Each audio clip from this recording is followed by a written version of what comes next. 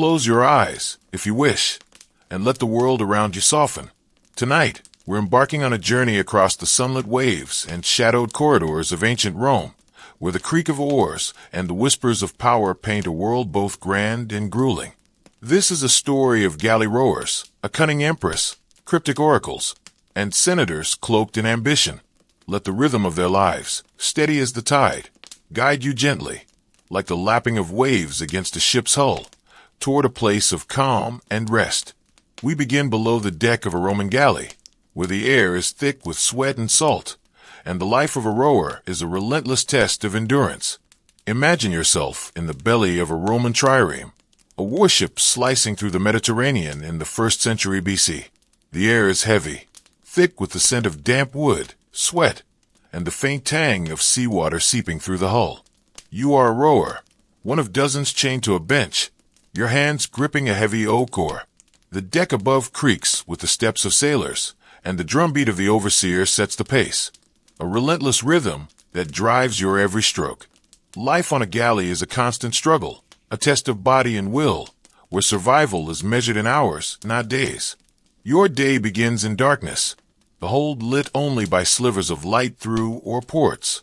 You're roused before dawn, your body stiff from sleeping on the narrow bench, the straw mat beneath you damp with spray. Your clothes are a rough tunic, frayed and salt-stained, clinging to your skin.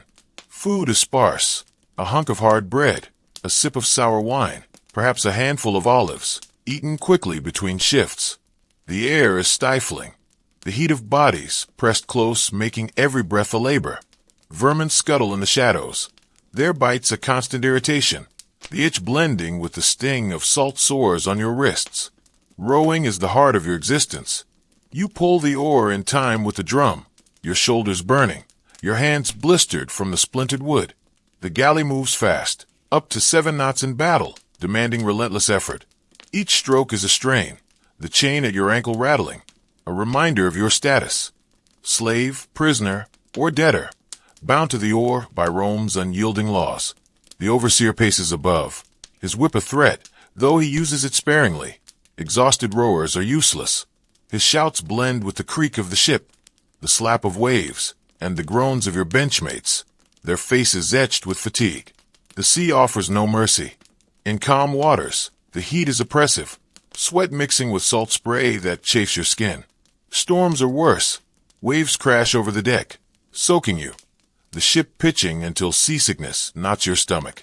You row on, the drum unyielding, your world reduced to the rhythm of the oar. A misstep, a misstroke, earns a curse from the overseer or a shove from the man beside you, whose own survival depends on the crew's unity. Breaks are rare, a brief pause to gulp water or relieve yourself over the side, the sea cold against your legs. Danger is ever present. Pirates lurk in the Mediterranean, their ships a shadow on the horizon, though Rome's navy keeps them at bay. Battle is worse. Enemy rams or fire arrows could send the galley to the depths, your chains ensuring you'd sink with it. Disease festers in the close quarters, a cough spreading through the benches, weakening men already worn thin.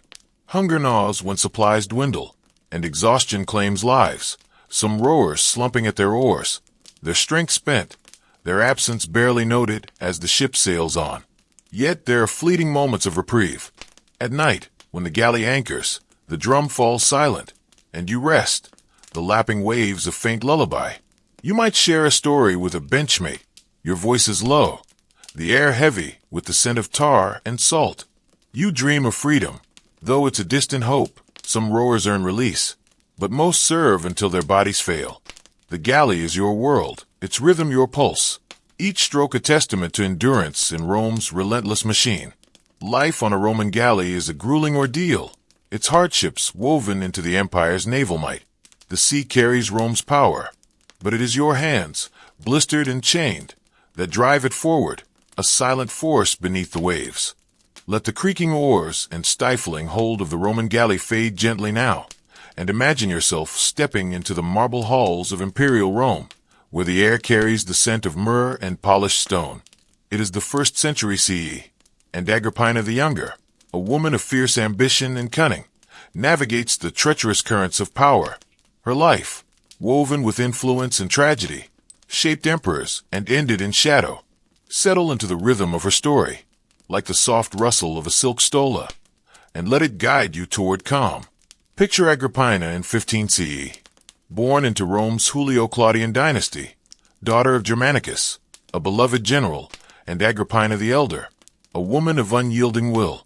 You might imagine her as a child in a grand villa, her small hands tracing mosaics, the air warm with the scent of olive oil lamps. Her early years were marked by privilege, but also peril. Her father's mysterious death, her mother's exile, and the shifting tides of imperial favor under Emperor Tiberius. By her teens, Agrippina learned to survive, her sharp mind honed by the court's intrigues, her voice steady as she navigated alliances. At 13, she was married to Gnaeus Domitius Ahenobarbus, a cruel but powerful noble. The marriage was a political tool, binding her to Rome's elite.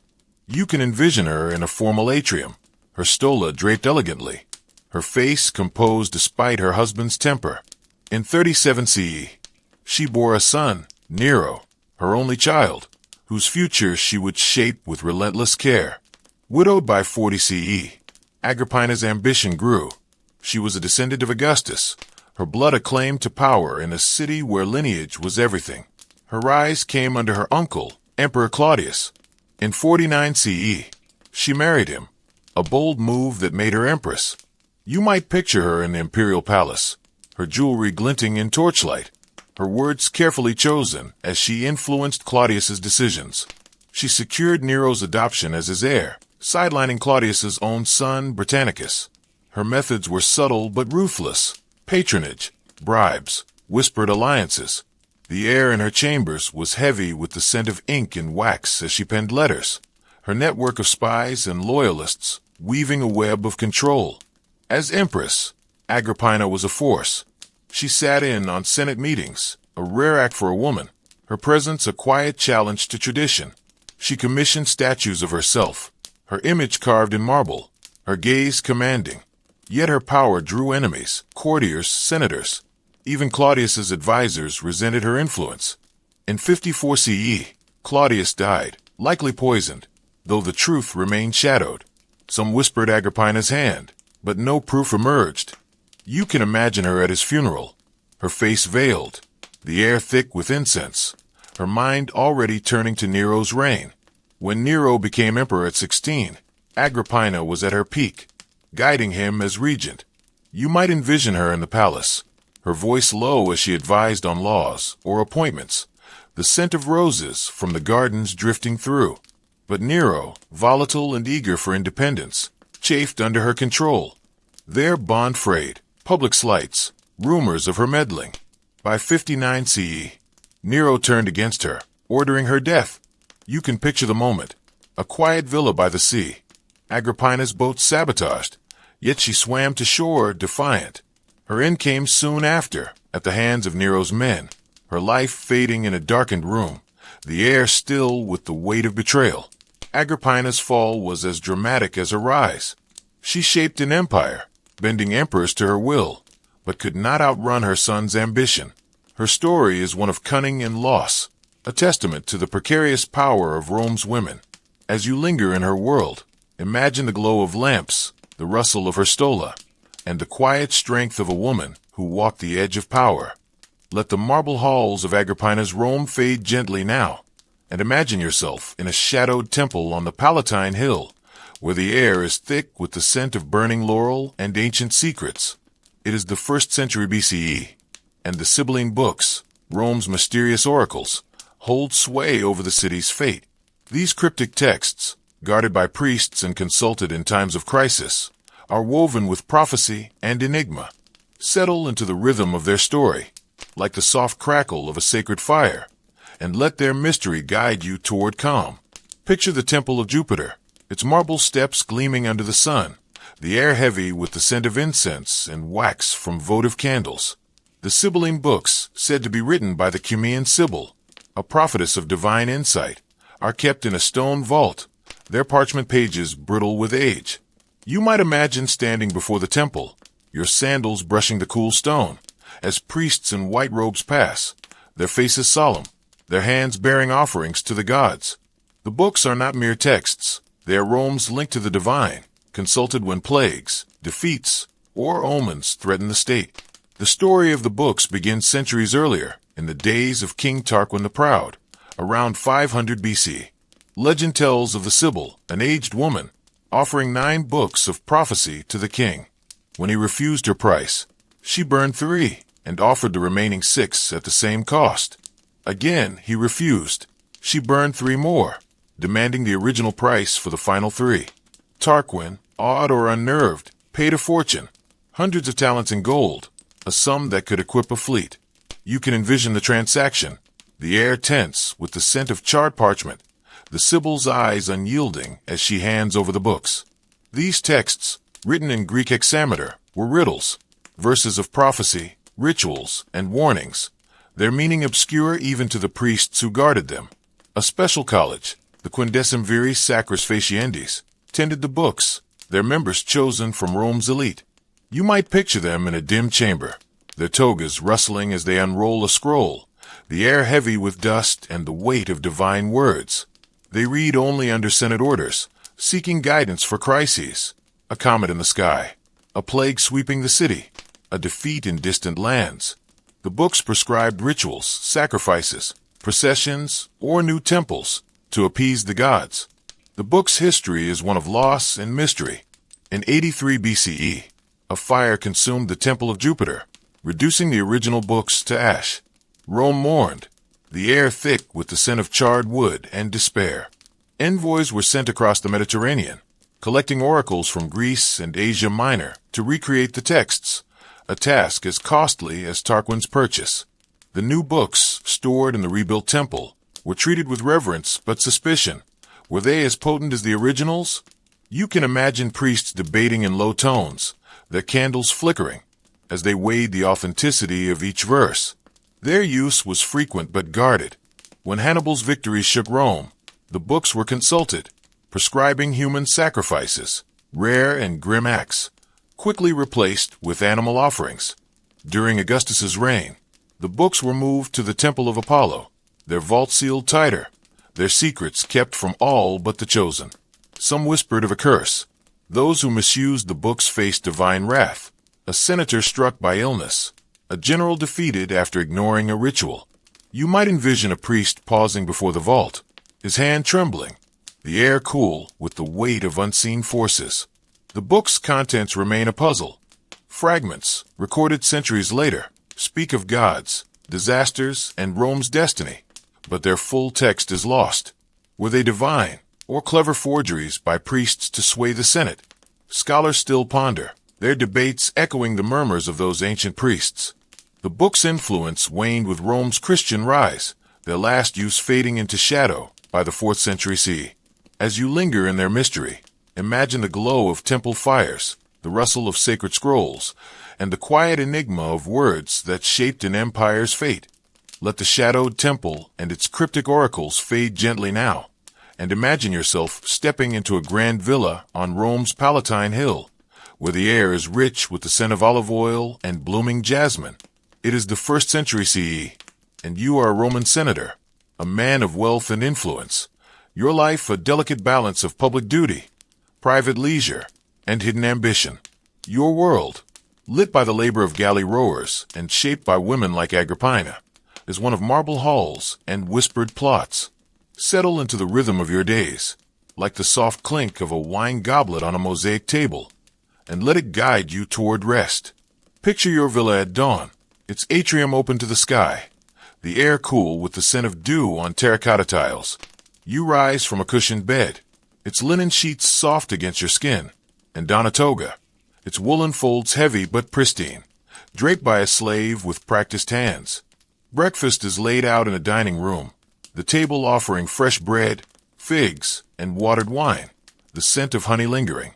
You might imagine reclining on a couch, the murmur of your household, slaves, scribes, family, blending with the distant hum of Rome's waking streets. Your morning is devoted to duty. As a senator, you serve in the Curia, Rome's Senate House, a short walk through the forum's bustling crowds. The air is thick with the scent of baking bread and burning sacrifices from nearby temples. You greet clients, dependents seeking your patronage. In your villa's atrium, their voices low as they offer gifts or plead for favors. Your responses are measured, your status a currency spent carefully. By mid-morning, you join colleagues in the Senate, the chamber cool with marble, the air heavy with the scent of ink and wax from scrolls detailing laws or taxes. Debates are a ritual of power. You speak on matters of empire, grain supplies from Egypt, campaigns in Gaul, or Agrippina's influence over Nero. Your words are crafted to sway, your gestures practiced, though rival senators watch for weakness.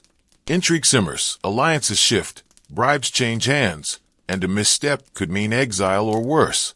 You might picture yourself standing, your toga's folds catching the light, your voice calm as you navigate the politics that bind Rome's elite. The air carries the weight of ambition, tempered by the fear of betrayal. Afternoon brings leisure, a contrast to the galley rower's toil. You retire to your villa's garden, its fountains trickling, the scent of roses mingling with cypress. You read philosophy, Seneca or Cicero, your scroll unrolled by a slave, or host friends for a light meal of olives and cheese, the conversation drifting to art or the games. You might visit the baths, their steam warm with the scent of oils, your body massaged as you discuss trade routes or imperial gossip. The rhythm is slow, deliberate, a privilege built on the labor of others. Evening is for spectacle or ceremony. You host a banquet, your dining room aglow with oil lamps, their light dancing on silver plates.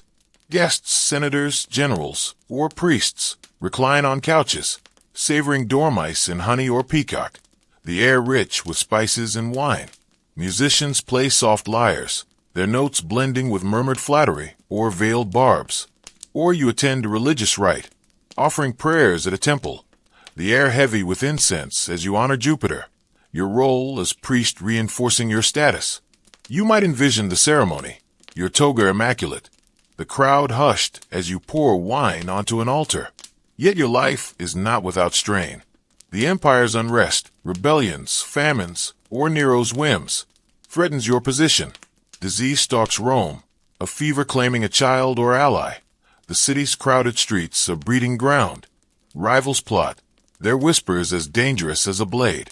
You carry the weight of your family's name, your villa a fortress against a precarious world. As night falls, you retire to your study, a lamp casting shadows, the air quiet as you pen a letter or reflect on Rome's future. The senator's world is a stark contrast to the rowers. Where the galley slave strains in chains, you walk in marble. Where their hands blister, yours hold scrolls. Yet both are bound to Rome, their lives threads in its vast tapestry. As you linger in the villa, imagine the glow of lamps, the rustle of your toga, and the steady pulse of a life entwined with power. As the senator's villa fades into the night, let your mind drift over the Rome we've explored, from the galley rower, whose every stroke was a struggle in the dark, to Agrippina, whose ambition shaped and shattered empires. From the Sibylline books, their prophecies whispering through time, to the senators, whose lives balanced leisure and peril. Ancient Rome was a world of contrasts, sweat and marble, prophecy and plot, duty and desire, its rhythm pulsing through every ship and street. Now, picture yourself far from those creaking galleys and gilded halls, resting in the quiet of the present. The struggles of Rome are distant, their triumphs and losses softened by time. Let the steady pulse of their story ease you, like the gentle lap of waves on a distant shore, toward sleep. The empire that ruled the world stands silent now, but its echoes remind us of those who lived its tides. Close your eyes, if you haven't already, and let the world fade, leaving only the comfort of rest. Settle into the quiet of the evening, letting the world around you soften as the day slips away. Tonight, we're journeying to the battlefields and palaces of Napoleonic Europe, where the tramp of marching boots and the gleam of gilded mirrors weave a world of ambition and endurance. This is a story of soldiers trudging through mud, an emperor's meteoric rise, the mysteries of an ancient land, and the opulent halls of Versailles. Let the rhythm of their lives, steady as the beat of a distant drum, guide you gently, like the flicker of a campfire, toward a place of calm and rest. We begin on a muddy road in 1805, where the air is thick with the scent of damp wool and gunpowder, and the life of a soldier in Napoleon's army is a relentless test of survival. Imagine yourself on a rutted track somewhere in Europe, 1805. The sky heavy with rain, the air sharp with the scent of wet earth and smoke from distant campfires. You are a soldier in Napoleon's Grande Armée, a conscript torn from your village, or a volunteer swayed by tales of glory.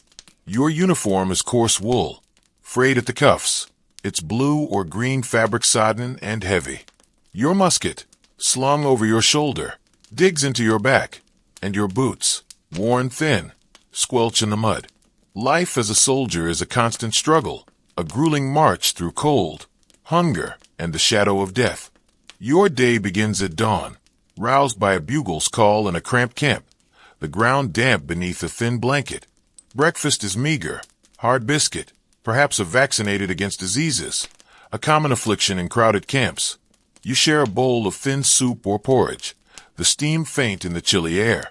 The tent smells of mildew and sweat, a reminder of the weeks spent marching without rest. You eat quickly, knowing the day ahead holds hours of trudging along roads turned to mire. Your pack heavy with cartridges, a tin pot, and a rolled blanket. Marching is the heart of your existence. Napoleon's campaigns demand speed, 30 miles a day, through rain-soaked fields or dusty plains, your legs aching, your boots rubbing blisters raw. The drumbeat sets the pace, its rhythm unyielding, each step a strain under the weight of your gear. Officers on horseback bark orders, their voices sharp, their sabers glinting as they enforce discipline. You march in tight ranks, the air thick with dust or mud, your comrades coughing from the chill or the smoke of burning villages. Rest is brief, a few hours on hard ground, the cold seeping through your cloak, sleep broken by the fear of ambush or deserters. The battlefield is a distant threat, but its shadow looms. When it comes, the air fills with the acrid scent of gunpowder, the boom of cannons, and the cries of men falling in ordered lines. You load and fire your musket, its recoil bruising your shoulder, the smoke stinging your eyes. Battle is chaos, but you focus on the drill, load, aim, fire, knowing a stray ball or bayonet could end your march forever. The ground becomes a somber tableau, lives fading in the haze, though you press on, driven by fear of the lash or the promise of victory. Disease is a constant enemy. Typhus or dysentery spreads through camps, the air heavy with the scent of unwashed bodies and latrines. A fever could claim you as easily as a bullet, your strength sapped by hunger or tainted water. Food is scarce, biscuits, salt pork, or stolen grain, your stomach gnawing when supplies run low. Winter's brutal, the Russian campaign of 1812 a frozen nightmare, your fingers numb, your breath visible in the air. Summer brings heat, your wool uniform stifling, your skin chafed by sweat and dirt. There are moments of fleeting camaraderie. At night, around a fire, you share stories with comrades, the air warm with the scent of burning wood, a sip of looted wine a rare comfort. You sing or mend your kit, the rhythm of the camp a brief reprieve from the march. Yet conscription binds you. Freedom is a memory, your life a statistic in Napoleon's quest for empire. Desertion means death, and glory is a tale for others. The rhythm of your days, march, fight, endure, is a testament to survival in a world that cares little for your name. Life in Napoleon's army is a grueling ordeal, its hardships etched into every step through mud and blood. Your labor fuels the emperor's ambition, a silent thread in the tapestry of his conquests.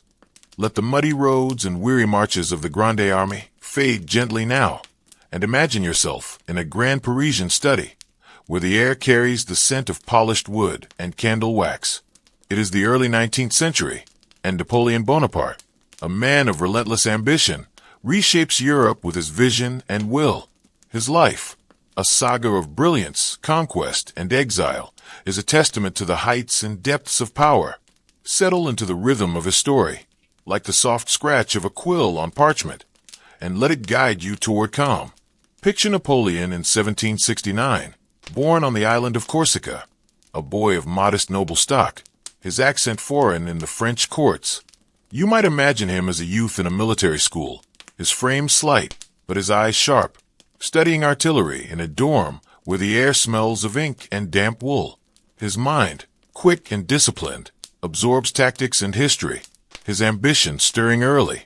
By 1793, at 24, he rises to prominence at the Siege of Toulon, his cannons breaking British defenses, the air thick with gunpowder as he earns his first taste of glory. His ascent is meteoric. In 1796, he leads the army of Italy, a ragged force he transforms into a disciplined machine. You can envision him on horseback, his cloak billowing, directing troops through alpine passes, the air sharp with pine and sweat. Victories at Arcole and Rivoli make him a hero, his name whispered in Parisian salons. By 1798, he sails to Egypt, dreaming of empire, his ships cutting through waves, the air heavy with salt and ambition. Though the campaign falters, his propaganda spins it as triumph. His return to France in 1799 timed to seize power in a coup, becoming first consul at 30. As ruler, Napoleon remakes France. You might picture him in the Tuileries Palace, his desk piled with decrees, the air warm with the scent of wax seals as he reforms laws, roads, and schools. The Napoleonic Code, his legal legacy, balances order and equality, its pages drafted by lamplight. In 1804, he crowns himself emperor, the Notre Dame Cathedral aglow with candles, the air rich with incense as he places the crown on his own head, his wife Josephine at his side. His empire grows, Italy, Germany, Spain. Each victory a step toward dominion, each defeat a shadow ignored. Yet his ambition breeds enemies. The Russian campaign of 1812 is his undoing. You can imagine him in Moscow, the city burning, the air thick with ash as his army starves in the cold. Retreat becomes a frozen ordeal, the Grande Armée reduced to shadows trudging through snow, their breath visible in the bitter air. By 1814, allies turn against him, and he is exiled to Elba, a tiny island where the sea's murmur is his only company. Undaunted, he returns in 1815, rallying France for the 100 Days, only to fall at Waterloo, the battlefield heavy with rain and the scent of trampled grass. His dreams shattered. Exiled again to St. Helena, a remote Atlantic rock, Napoleon lives out his days in 1821, his health fading, the air damp with sea mist. You might envision him in a modest house, dictating memoirs by candlelight, his voice steady despite defeat. His legacy endures, laws borders, the myth of a man who reshaped a continent. His rise and fall are a study in ambition, his life a thread in Europe's turbulent tapestry. As you linger in his world, imagine the glow of Parisian lamps, the rustle of maps unrolled on his desk, and the quiet resolve of a man whose shadow stretched far beyond his years. Let the candlelit study of Napoleon fade gently now, and imagine yourself standing on the sun-scorched sands of Egypt, where the air is thick with the scent of dust and ancient stone. It is 1798, and Napoleon's campaign in Egypt sparks not only war, but a fascination with the land's mysteries, from mummies to forgotten temples. This expedition, blending conquest with curiosity, births modern Egyptology and a wave of mystic allure. Settle into the rhythm of this strange journey, like the soft rustle of papyrus in a desert breeze, and let it guide you toward calm. Picture Napoleon's army landing near Alexandria, the Mediterranean glittering behind, the air heavy with salt and the heat of summer. You might imagine yourself among the soldiers, your boots sinking into sand, the distant pyramids looming like shadows of a lost age. Napoleon, ever the strategist, brings not only troops but savants, scholars, artists, scientists, tasked with studying Egypt's past. Their tents, pitched beside military camps, are filled with the scent of ink and parchment as they sketch ruins or copy hieroglyphs, their lamps burning late into the night. The campaign's military aim, to disrupt British trade and secure a foothold, quickly intertwines with discovery. The savants explore temples and tombs, their tools clinking against stone, the air thick with the dust of centuries. The Rosetta Stone, found in 1799 near Rashid, becomes their greatest prize, a slab etched with Greek, Demotic, and hieroglyphic scripts, its surface cool to the touch. You can envision a scholar tracing its carvings, the air warm with the scent of oil lamps, unaware that this stone will unlock Egypt's written past decades later. Mummies captivate the expedition. Soldiers and savants alike uncover tombs, their chambers heavy with the scent of resin and decay. Napoleon, curious about Egypt's ancient kings, encourages the study of these preserved figures, their wrappings brittle under torchlight. You might picture a savant unwrapping a mummy, the air thick with dust, noting the beads or amulets tucked within. Some soldiers, superstitious, whisper of curses, their voices low as they camp near the Nile. The rivers murmur a constant backdrop. The savant sketches of mummies and sarcophagi, sent back to France, spark a European craze for all things Egyptian. This fascination veers into mysticism. In Cairo, Napoleon visits the Great Pyramid, entering its dark chambers, the air cool and musty. Stories claim he emerges shaken, refusing to speak of what he saw, though such tales grow in the telling. The savants dabble in esoteric ideas, linking Egypt's gods to Freemasonry or ancient wisdom, their debates filling tented evenings with the scent of coffee and papyrus. You can imagine them poring over texts, their candles flickering, as they seek meaning in symbols older than Rome. The campaign also brings looting. Soldiers and scholars alike carry off artifacts, statues, papyri, even mummies, crated and shipped to France, the air heavy with the creak of wooden boxes. The British, defeating Napoleon's fleet at the Battle of the Nile, claim much of the plunder, the air thick with sea spray and cannon smoke. Yet the savants' work endures, their description de l'Egypte, a multi-volume study, capturing temples and tombs in meticulous detail. You might envision its pages, heavy with ink. The scent of fresh print a testament to their labor.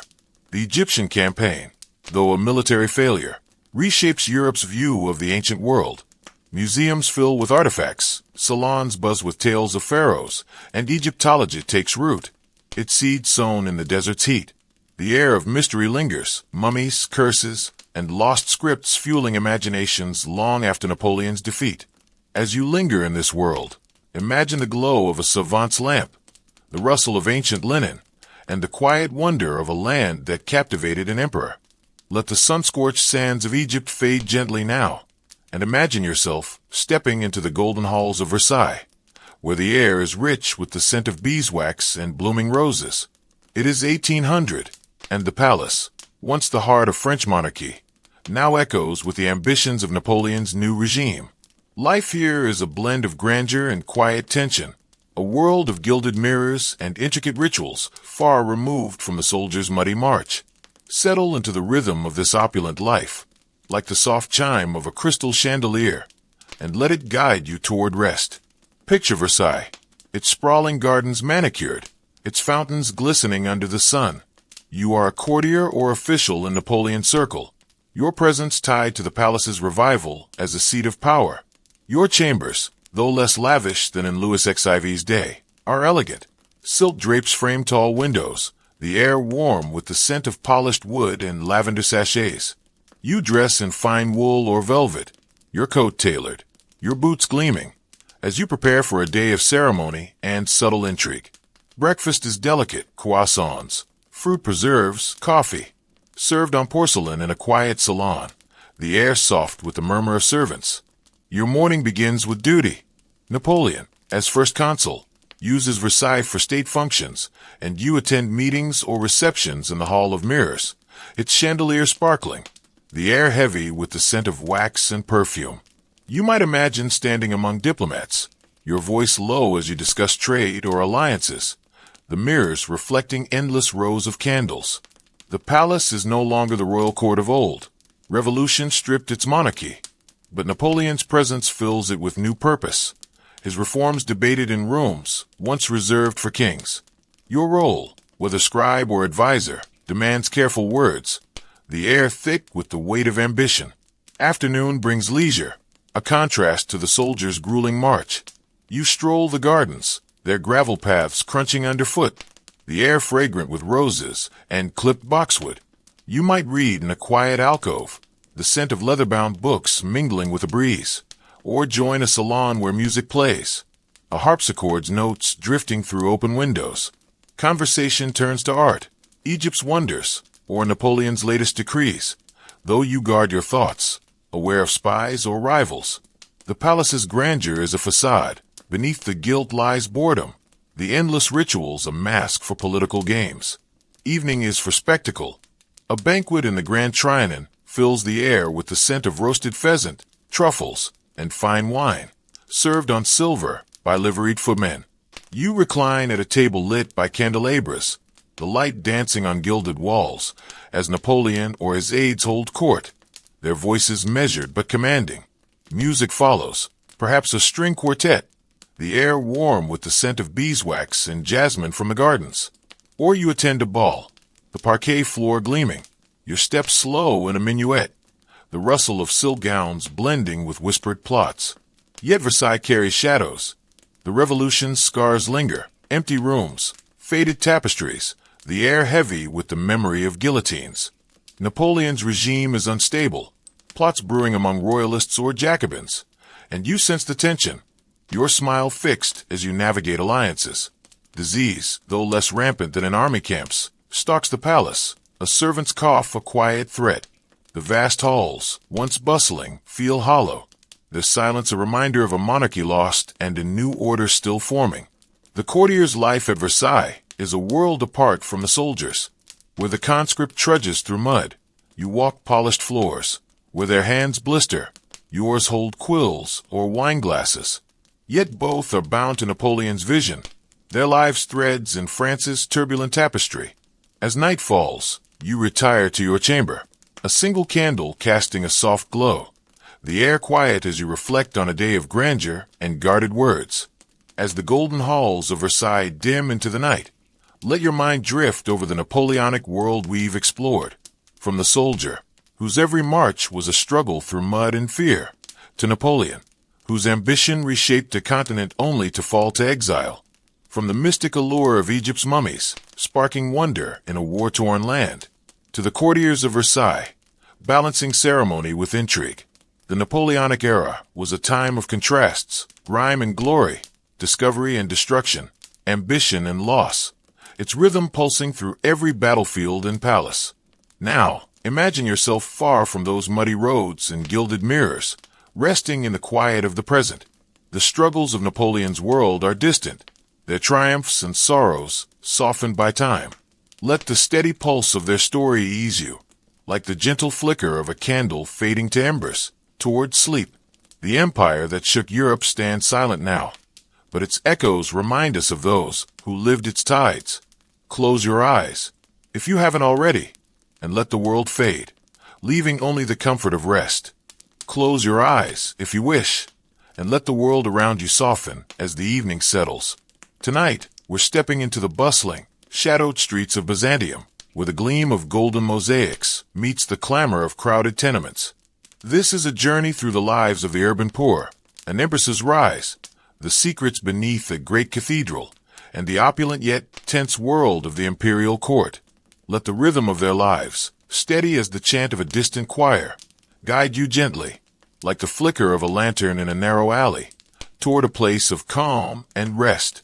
We begin in a crumbling tenement in Constantinople, where the air is thick with the scent of smoke and damp stone, and the life of a commoner is a relentless struggle against the city's chaos. Imagine yourself in a narrow street in Constantinople, 6th century CE, where the air carries the scent of baking bread, refuse, and the faint tang of the Bosphorus.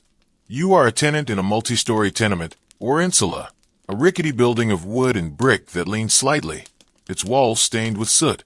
Your home is a single room, high above the street, its floor creaking, the air heavy with the smell of oil lamps and mildew. Life in a Byzantine tenement is a constant struggle, a daily battle against decay, danger, and the city's unrelenting pulse. Your day begins at dawn, stirred by the clamor of carts and shouts from the street below. You sleep on a straw pallet, shared with family or strangers, the thin blanket barely shielding you from the chill seeping through cracked walls.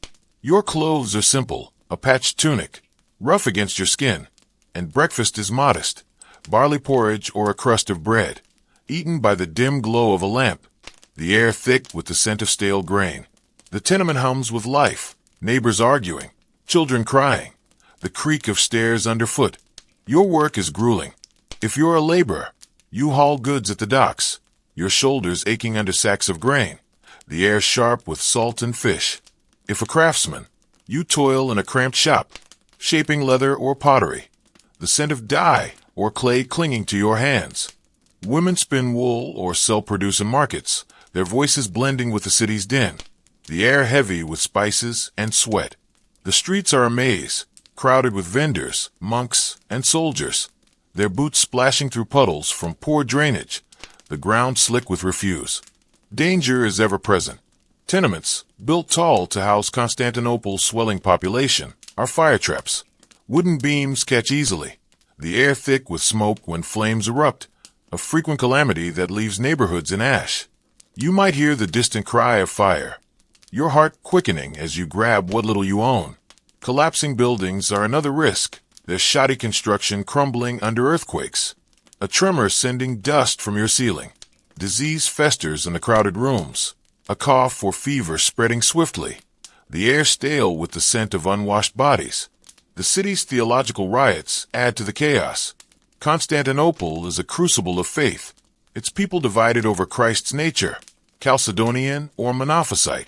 Disputes spill into the streets, crowds clashing with fists or stones, the air heavy with shouts and the scent of burning torches. You avoid the hippodrome, where chariot races turn to violence, factions like the Blues and Greens wielding faith as a weapon. As a tenant, you keep your head down, your prayers private. The city's fervor a storm you navigate daily. There are fleeting moments of relief. At a tavern, you share watered wine with neighbors, the air warm with laughter and the scent of roasted meat.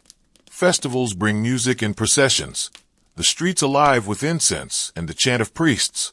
Though you watch from the edges, your status low. Your life is bound to the tenement's rhythm. Work, eat, sleep. Each day a testament to endurance in a city that shines for some but grinds others down. The golden domes of churches loom above, their beauty a distant promise. Your world confined to crumbling walls and crowded alleys. Life in a Byzantine tenement is a relentless ordeal, its hardships woven into the fabric of Constantinople's grandeur. Your labor fuels the city, a silent thread in its vibrant, chaotic tapestry. Let the crowded alleys and crumbling tenements of Constantinople fade gently now, and imagine yourself stepping into the imperial palace, where the air is rich with the scent of myrrh and polished marble. It is the 6th century CE, and Justinian I and his empress, Theodora, rule the Byzantine Empire, their lives a blend of ambition, resilience, and survival through crisis. Their story, from humble origins to imperial power, weaves through plague and politics. Settle into the rhythm of their reign, like the soft chant of a palace liturgy, and let it guide you toward calm. Picture Justinian, born in 482 in a Balkan village, a peasant son named Petrus Sebaceus. You might imagine him as a boy, his tunic patched, the air thick with the scent of hay and dust as he tends fields. His uncle, Justin, rises in the imperial guard, bringing young Justinian to Constantinople. There he studies law and theology, the air heavy with ink and parchment in dim scriptoria. By 527, Justin's death elevates Justinian to emperor, his mind sharp with visions of a restored Roman Empire. You can envision him in the palace, his robes purple, his voice steady as he dictates laws, the scent of wax seals lingering. Theodora, his partner, is his equal in will. Born around 500, her origins are shadowed. She is said to have been an actress, a performer in Constantinople's hippodrome, her early life marked by the clamor of crowds and the scent of cheap wine. You might picture her on a stage, her eyes bright, her movements graceful despite the coarse wool of her costume. By her 20s, she reinvents herself, weaving her way into Justinian's circle. Their marriage in 525 defies convention. Emperors did not wed former actresses, yet her charisma and cunning make her indispensable. The air in their private chambers is warm with the scent of roses, their conversations a blend of strategy and trust. As emperor and empress, they reshape Byzantium. Justinian's legal code, the Corpus Juris Civilis, unifies Roman law, its scrolls filling palace libraries, the air thick with the dust of parchment. Theodora champions women's rights, reforming divorce and property laws. her decrees, penned by candlelight. You can imagine her in a council chamber, her silk gown rustling, her voice firm as she advises Justinian, her influence felt in every edict. Their ambition restores territories, Italy, North Africa.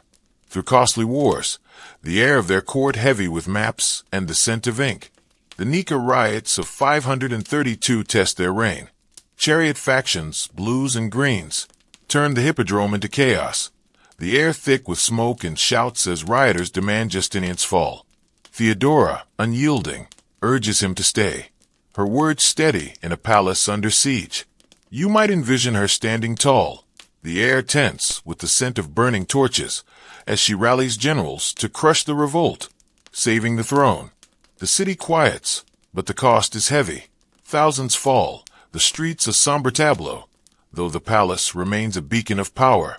The plague of 541, a grim shadow, sweeps Constantinople.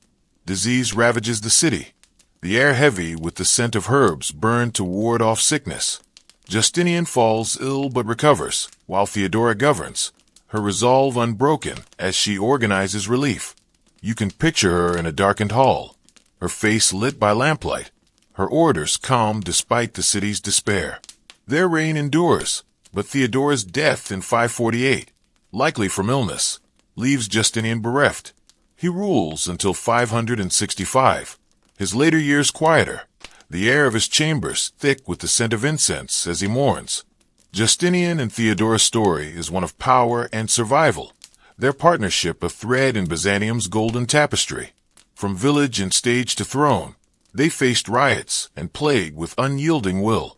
As you linger in their world, imagine the glow of palace mosaics, the rustle of imperial robes, and the quiet strength of a couple who shaped an empire.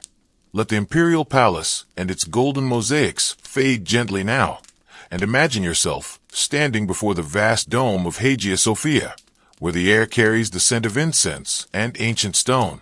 It is the 6th century CE, and beneath this architectural marvel, rumors whisper of hidden tunnels, crypts, and lost relics, some uncovered, others still shrouded in mystery. This sacred space, a nexus of faith and enigma, holds secrets beneath its marble floors. Settle into the rhythm of its hidden world, like the soft echo of a chant in a darkened chamber, and let it guide you toward calm.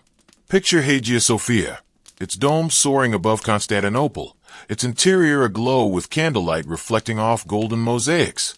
You might imagine yourself in its nave, your sandals brushing polished marble, the air heavy with the scent of myrrh and wax from countless lamps. Built under Justinian in 537, the cathedral is a triumph, its arches defying gravity, its walls adorned with images of Christ and emperors. Yet beneath its grandeur lies a labyrinth, tunnels and chambers whispered about by priests and builders, their existence blending fact and legend. These tunnels, some real, others myth, were carved into the bedrock or built as cisterns and passages. You can envision a narrow corridor, its walls damp with condensation, the air cool and musty as torchlight flickers on rough stone. Some passages served practical ends, draining water from the city's frequent rains, their channels slick with moss, the scent of earth pervasive. Others, according to whispers, hid relics, fragments of the true cross, saints' bones, or sacred texts, guarded by monks in secret rites. The air in these chambers is still, the silence broken only by the drip of water or a distant prayer. Archaeologists have found traces of these spaces. In the 20th century, excavations uncovered tunnels beneath the cathedral, some leading to cisterns, others sealed, their purpose unclear. You might picture workers brushing dirt from a stone slab, the air thick with dust, revealing a passage lined with brick, its darkness swallowing their lamplight. One tunnel, legend claims, stretched to the imperial palace, a secret route for emperors fleeing danger, though no such path has been fully mapped. The scent of ancient mortar lingers, a testament to builders long forgotten. Rumors of rituals add to the mystery. Some tales speak of crypts where priests conducted hidden ceremonies, their chants echoing in chambers lit by flickering candles, the air heavy with incense and secrecy. Others whisper of treasures, golden chalices, jeweled icons, stashed during sieges, their locations lost when keepers perished. You can imagine a monk sealing a niche, his robes brushing stone, the air tense with the weight of what he hides. These stories, passed through centuries, blend with Byzantine fears of divine wrath or invasion, the tunnels a refuge or a trap. Theological disputes, like those fueling tenement riots, touched these depths. Hagia Sophia was a battleground of faith, Chalcedonian versus Monophysite, iconoclast versus iconophile. Some tunnels, scholars suggest, hid forbidden icons during the 8th century iconoclastic purges, their colors preserved in darkness. You might envision a priest descending a spiral stair, his lamp casting shadows, to place a mosaic of the Virgin in a secret vault, the air cool with the scent of earth and sanctity. The tunnel's true extent remains elusive. Earthquakes, common in Constantinople, collapsed some passages, their rubble untouched for centuries. Modern digs reveal fragments, pottery, coins, a rusted lamp, but the deepest chambers stay hidden, their secrets locked in stone. The air of mystery endures, fueled by tales of lost relics or cursed crypts, whispered in the city's taverns. As you linger beneath Hagia Sophia, imagine the glow of a distant torch, the echo of dripping water, and the quiet enigma of a world buried under sacred ground. Let the shadowed tunnels beneath Hagia Sophia fade gently now, and imagine yourself stepping into the glittering halls of the great palace of Constantinople, where the air is rich with the scent of frankincense and polished gold.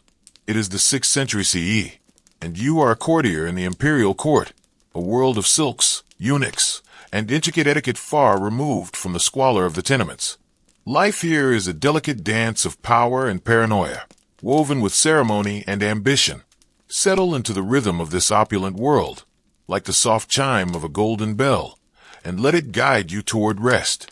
Picture the great palace, its mosaic floors gleaming, its walls adorned with frescoes of emperors and saints. You awaken in a chamber draped with silk, the air warm with the scent of jasmine from a silver censer. Your attire is lavish, a tunic of fine linen, a cloak embroidered with gold thread, fastened with a jeweled pin. Breakfast is served in a private alcove, the table offering dates, honeyed bread, and watered wine, the scent of spices lingering as slaves move silently, their steps a whisper on marble. You might imagine yourself adjusting your cloak, preparing for a day of ritual and intrigue.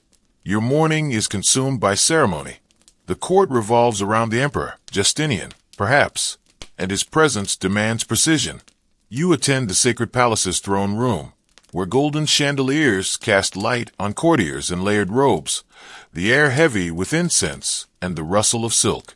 You bow deeply, your movements rehearsed, as the emperor receives petitions or envoys, his voice calm but absolute. Eunuchs, trusted advisors, glide through the crowd, their faces impassive, their whispers shaping policy. You speak when called, your words measured, aware that a misstep could mean disgrace. Midday brings quieter duties.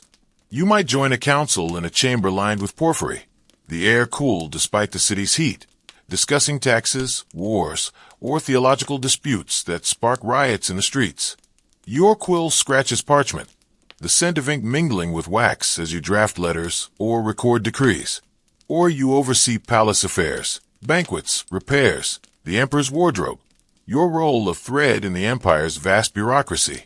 You navigate factions, from senators to clergy, each smile hiding ambition, the air thick with the weight of unspoken rivalries. Afternoon offers moments of leisure, a stark contrast to the tenement dweller's toil. You stroll the palace gardens, their paths lined with roses and cypress, the air alive with the trickle of fountains. You might read Greek poetry or discuss philosophy, the scent of leather scrolls blending with the breeze. Or you attend a chariot race at the hippodrome, the emperor's box a stage for loyalty, the air vibrant with cheers and the scent of dust. Though you remain composed, your allegiance a careful performance. Evening is for grandeur. A banquet in the hall of the 19 couches fills the air with the scent of roasted lamb, pomegranates, and spiced wine, served on gold plates by silent slaves. You recline on a cushioned couch, the light of oil lamps dancing on mosaics as musicians play lutes, their notes soft against the murmur of flattery or veiled threats. Or you join a religious rite, processing to Hagia Sophia, the air heavy with myrrh as you offer prayers, your role as courtier entwined with faith.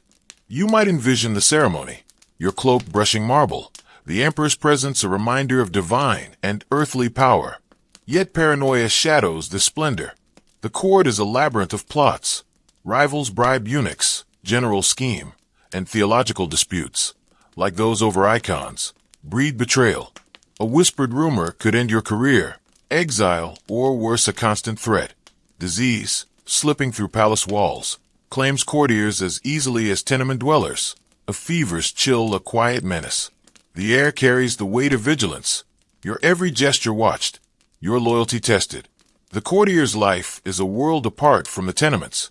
Where the poor toil in filth, you walk in silk. Where their hands break stone, yours hold scrolls. Yet both are bound to Constantinople, their lives threads in its intricate tapestry. As night falls, you retire to your chamber, a lamp casting a soft glow. The air quiet as you reflect on a day of elegance and hidden tension. As the palace's golden light dims into the night, let your mind drift over the Byzantine world we've explored. From the tenement dweller, whose every day was a struggle amid decay and riots, to Justinian and Theodora, whose reign wove power through plague and rebellion. From the hidden tunnels beneath Hagia Sophia, whispering of relics and rites, to the courtiers, balancing silk and suspicion in a gilded court. Byzantium was a realm of contrasts, squalor and splendor, faith and fear, mystery and might, its rhythm pulsing through every street and dome. Now, picture yourself far from those crowded alleys and marble halls, resting in the quiet of the present. The struggles of Byzantium are distant, their triumphs and tensions softened by time. Let the steady pulse of their story ease you, like the gentle flicker of a lamp fading to darkness, toward sleep. The empire that bridged worlds stands silent now. Settle into the quiet of the evening, letting the world around you soften as the day slips away. Tonight, we're journeying to the battlefields and palaces of Napoleonic Europe. With the tramp of marching boots and the gleam of gilded mirrors, weave a world of ambition and endurance. This is a story of soldiers trudging through mud, an emperor's meteoric rise, the mysteries of an ancient land, and the opulent halls of Versailles. Let the rhythm of their lives, steady as the beat of a distant drum, guide you gently, like the flicker of a campfire, toward a place of calm and rest. We begin on a muddy road in 1805, where the air is thick with the scent of damp wool and gunpowder, and the life of a soldier in Napoleon's army is a relentless test of survival. Imagine yourself on a rutted track somewhere in Europe, 1805, the sky heavy with rain, the air sharp with the scent of wet earth and smoke from distant campfires. You are a soldier in Napoleon's Grande Armée, a conscript torn from your village, or a volunteer swayed by tales of glory. Your uniform is coarse wool, frayed at the cuffs, its blue or green fabric sodden and heavy. Your musket, slung over your shoulder, digs into your back, and your boots, worn thin, squelch in the mud. Life as a soldier is a constant struggle, a grueling march through cold, hunger, and the shadow of death. Your day begins at dawn, roused by a bugle's call in a cramped camp, the ground damp beneath a thin blanket. Breakfast is meager, hard biscuit, a sip of sour wine, perhaps a handful of olives, eaten quickly in a tent that smells of mildew and sweat. You share a bowl of thin soup or porridge, the steam faint in the chilly air, aware that disease, a common affliction in crowded camps, could spread with a single cough. The tent's canvas flaps in the wind, a reminder of the weeks spent marching without rest. Marching is the heart of your existence. Napoleon's campaigns demand speed, 30 miles a day, through rain-soaked fields or dusty plains, your legs aching, your boots rubbing blisters raw. The drumbeat sets the pace, its rhythm unyielding, each step a strain under the weight of your pack, heavy with cartridges, a tin pot, and a rolled blanket. Officers on horseback bark orders, their sabers glinting, their voices sharp as they enforce discipline. You march in tight ranks, the air thick with dust or mud, your comrades coughing from the chill or the smoke of burning villages. The battlefield looms as a distant threat, its shadow ever present. When it comes, the air fills with the acrid scent of gunpowder, the boom of cannons, and the cries of men falling in ordered lines. You load and fire your musket, its recoil bruising your shoulder, the smoke stinging your eyes. Battle is chaos, yet you focus on the drill. Load, aim, fire, knowing a stray ball or bayonet could end your march. The ground becomes a somber tableau, lives fading in the haze, though you press on, driven by fear of the lash or the promise of victory. Disease is a relentless foe. Typhus or dysentery festers in camps, the air heavy with the scent of unwashed bodies and latrines. A fever could claim you as easily as a bullet, your strength sapped by hunger or tainted water. Food is scarce, biscuits, salt pork, or stolen grain, your stomach gnawing when supplies dwindle. Winter, like the Russian campaign of 1812, is brutal, the cold numbing your fingers, your breath visible in the air. Summer brings heat, your wool uniform stifling, your skin chafed by sweat and dirt. There are fleeting moments of camaraderie. At night, around a fire, you share stories with comrades, the air warm with the scent of burning wood, a sip of looted wine a rare comfort. You sing or mend your kit, the rhythm of the camp a brief reprieve. Yet conscription binds you. Freedom is a memory, your life a statistic in Napoleon's quest for empire. Desertion means death, and glory belongs to others. The rhythm of your days, march, fight, endure, is a testament to survival in a world that values your steps, not your name. Life in Napoleon's army is a grueling ordeal, its hardships etched into every muddy step. Your labor fuels the emperor's ambition, a silent thread in the tapestry of his conquests. Let the muddy roads and weary marches of the Grande Army fade gently now, and imagine yourself in a grand Parisian study, where the air carries the scent of polished wood and candle wax. It is the early 19th century, and Napoleon Bonaparte, a man of relentless ambition, reshapes Europe with his vision and will. His life, a saga of brilliance, conquest, and exile, is a testament to the heights and depths of power. Settle into the rhythm of his story, like the soft scratch of a quill on parchment, and let it guide you toward calm. Picture Napoleon in 1769, born on the island of Corsica, a boy of modest noble stock, his accent foreign in the French courts. You might imagine him as a youth in a military school, his frame slight, but his eyes sharp, studying artillery in a dorm where the air smells of ink and damp wool. His mind, quick and disciplined, absorbs tactics and history, his ambition stirring early. By 1793, at 24, he rises to prominence at the siege of Toulon, his cannons breaking British defenses, the air thick with gunpowder as he earns his first taste of glory. His ascent is meteoric. In 1796, he leads the army of Italy, a ragged force he transforms into a disciplined machine. You can envision him on horseback, his cloak billowing, directing troops through alpine passes, the air sharp with pine and sweat. Victories at Arcole and Rivoli make him a hero, his name whispered in Parisian salons.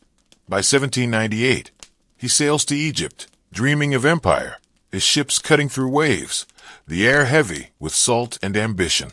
Though the campaign falters, his propaganda spins it as triumph. His return to France in 1799 timed to seize power in a coup, becoming first consul at 30. As ruler, Napoleon remakes France. You might picture him in the Tuileries Palace, his desk piled with decrees, the air warm with the scent of wax seals as he reforms laws, roads, and schools. The Napoleonic Code, his legal legacy, balances order and equality, its pages drafted by lamplight. In 1804, he crowns himself emperor, the Notre Dame Cathedral aglow with candles, the air rich with incense as he places the crown on his own head, his wife Josephine at his side. His empire grows, Italy, Germany, Spain. Each victory a step toward dominion, each defeat a shadow ignored. Yet his ambition breeds enemies. The Russian campaign of 1812 is his undoing. You can imagine him in Moscow, the city burning, the air thick with ash as his army starves in the cold. Retreat becomes a frozen ordeal, the Grande Army reduced to shadows trudging through snow, their breath visible in the bitter air. By 1814, allies turn against him, and he is exiled to Elba, A tiny island where the seas murmur is his only company. Undaunted, he returns in 1815, rallying France for the 100 Days, only to fall at Waterloo. The battlefield heavy with rain and the scent of trampled grass, his dreams shattered. Exiled again to St. Helena, a remote Atlantic rock, Napoleon lives out his days in 1821, his health fading, the air damp with sea mist. You might envision him in a modest house, dictating memoirs by candlelight, his voice steady despite defeat. His legacy endures, laws borders, the myth of a man who reshaped a continent. His rise and fall are a study in ambition, his life a thread in Europe's turbulent tapestry. As you linger in his world, imagine the glow of Parisian lamps, the rustle of maps unrolled on his desk, and the quiet resolve of a man whose shadow stretched far beyond his years. Let the candlelit study of Napoleon fade gently now, and imagine yourself standing on the sun-scorched sands of Egypt, where the air is thick with the scent of dust and ancient stone. It is 1798, and Napoleon's campaign in Egypt sparks not only war, but a fascination with the land's mysteries, from mummies to forgotten temples. This expedition, blending conquest with curiosity, births modern Egyptology and a wave of mystic allure. Settle into the rhythm of this strange journey, like the soft rustle of papyrus in a desert breeze, and let it guide you toward calm. Picture Napoleon's army landing near Alexandria, the Mediterranean glittering behind, the air heavy with salt and the heat of summer. You might imagine yourself among the soldiers, your boots sinking into sand, the distant pyramids looming like shadows of a lost age. Napoleon, ever the strategist, brings not only troops but savants, scholars, artists, scientists, tasked with studying Egypt's past. Their tents, pitched beside military camps, are filled with the scent of ink and parchment as they sketch ruins or copy hieroglyphs, their lamps burning late into the night. The campaign's military aim, to disrupt British trade and secure a foothold, quickly intertwines with discovery.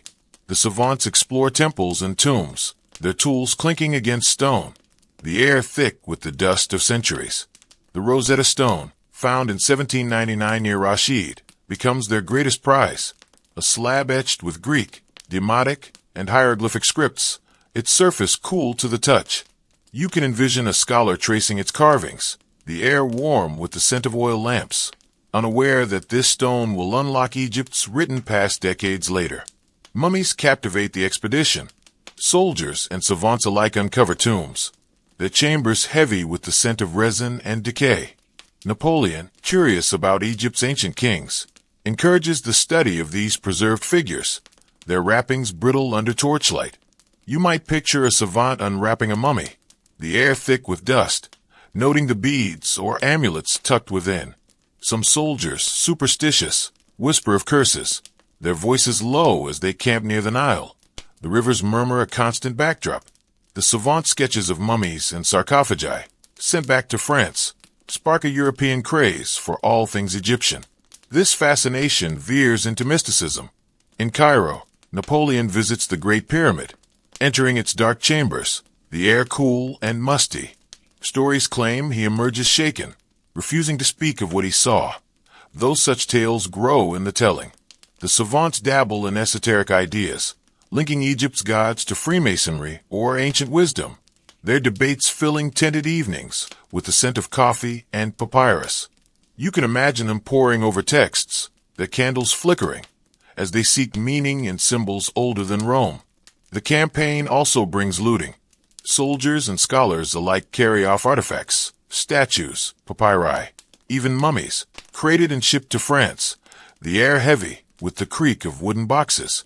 The British, defeating Napoleon's fleet at the Battle of the Nile, claim much of the plunder, the air thick with sea spray and cannon smoke. Yet the savants' work endures, their description de l'Egypte, a multi-volume study, capturing temples and tombs in meticulous detail. You might envision its pages, heavy with ink, the scent of fresh print a testament to their labor. The Egyptian campaign, though a military failure, reshapes Europe's view of the ancient world. Museums fill with artifacts, salons buzz with tales of pharaohs, and Egyptology takes root, its seed sown in the desert's heat.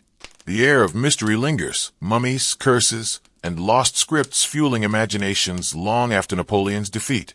As you linger in this world, imagine the glow of a savant's lamp, the rustle of ancient linen, and the quiet wonder of a land that captivated an emperor. Let the sun-scorched sands of Egypt fade gently now, and imagine yourself stepping into the golden halls of Versailles, where the air is rich with the scent of beeswax and blooming roses. It is 1800, and the palace, once the heart of French monarchy, now echoes with the ambitions of Napoleon's new regime. Life here is a blend of grandeur and quiet tension, a world of gilded mirrors and intricate rituals far removed from the soldier's muddy march. Settle into the rhythm of this opulent life, like the soft chime of a crystal chandelier, and let it guide you toward rest. Picture Versailles, its sprawling gardens manicured, its fountains glistening under the sun. You are a courtier or official in Napoleon's circle, your presence tied to the palace's revival as a seat of power. Your chambers, though less lavish than in Louis XIV's day, are elegant. Silk drapes frame tall windows, the air warm with the scent of polished wood and lavender sachets. You dress in fine wool or velvet, your coat tailored, your boots gleaming, as you prepare for a day of ceremony and subtle intrigue. Breakfast is delicate, croissants, fruit preserves, coffee, served on porcelain in a quiet salon, the air soft with the murmur of servants. Your morning begins with duty. Napoleon, as first consul, uses Versailles for state functions, and you attend meetings or receptions in the Hall of Mirrors, its chandelier sparkling, the air heavy with the scent of wax and perfume. You might imagine standing among diplomats, your voice low as you discuss trade or alliances, the mirrors reflecting endless rows of candles. The palace is no longer the royal court of old. Revolution stripped its monarchy, but Napoleon's presence fills it with new purpose, his reforms debated in rooms once reserved for kings. Your role, whether scribe or advisor, demands careful words, the air thick with the weight of ambition. Afternoon brings leisure, a contrast to the soldier's grueling march. You stroll the gardens, their gravel paths crunching underfoot, the air fragrant with roses and clipped boxwood. You might read in a quiet alcove, the scent of leather-bound books mingling with the breeze, or join a salon where music plays, a harpsichord's notes drifting through open windows. Conversation turns to art, Egypt's wonders, or Napoleon's latest decrees, though you guard your thoughts, aware of spies or rivals. The palace's grandeur is a facade. Beneath the gilt lies boredom, the endless rituals a mask for political games. Evening is for spectacle. A banquet in the Grand Trianon fills the air with the scent of roasted pheasant, truffles, and fine wine, served on silver by liveried footmen. You recline at a table lit by candelabras, the light dancing on gilded walls, as Napoleon or his aides hold court, their voices measured but commanding. Music follows, perhaps a string quartet, the air warm with the scent of beeswax and jasmine from the gardens. Or you attend a ball, the parquet floor gleaming, your steps slow in a minuet, the rustle of silk gowns blending with whispered plots. Yet Versailles carries shadows. The revolution's scars linger, empty rooms, faded tapestries, the air heavy with the memory of guillotines. Napoleon's regime is unstable, plots brewing among royalists or Jacobins, and you sense the tension, your smile fixed as you navigate alliances. Disease, though less rampant than in army camps, stalks the palace, a servant's cough a quiet threat. The vast halls, once bustling, feel hollow, their silence a reminder of a monarchy lost and a new order still forming.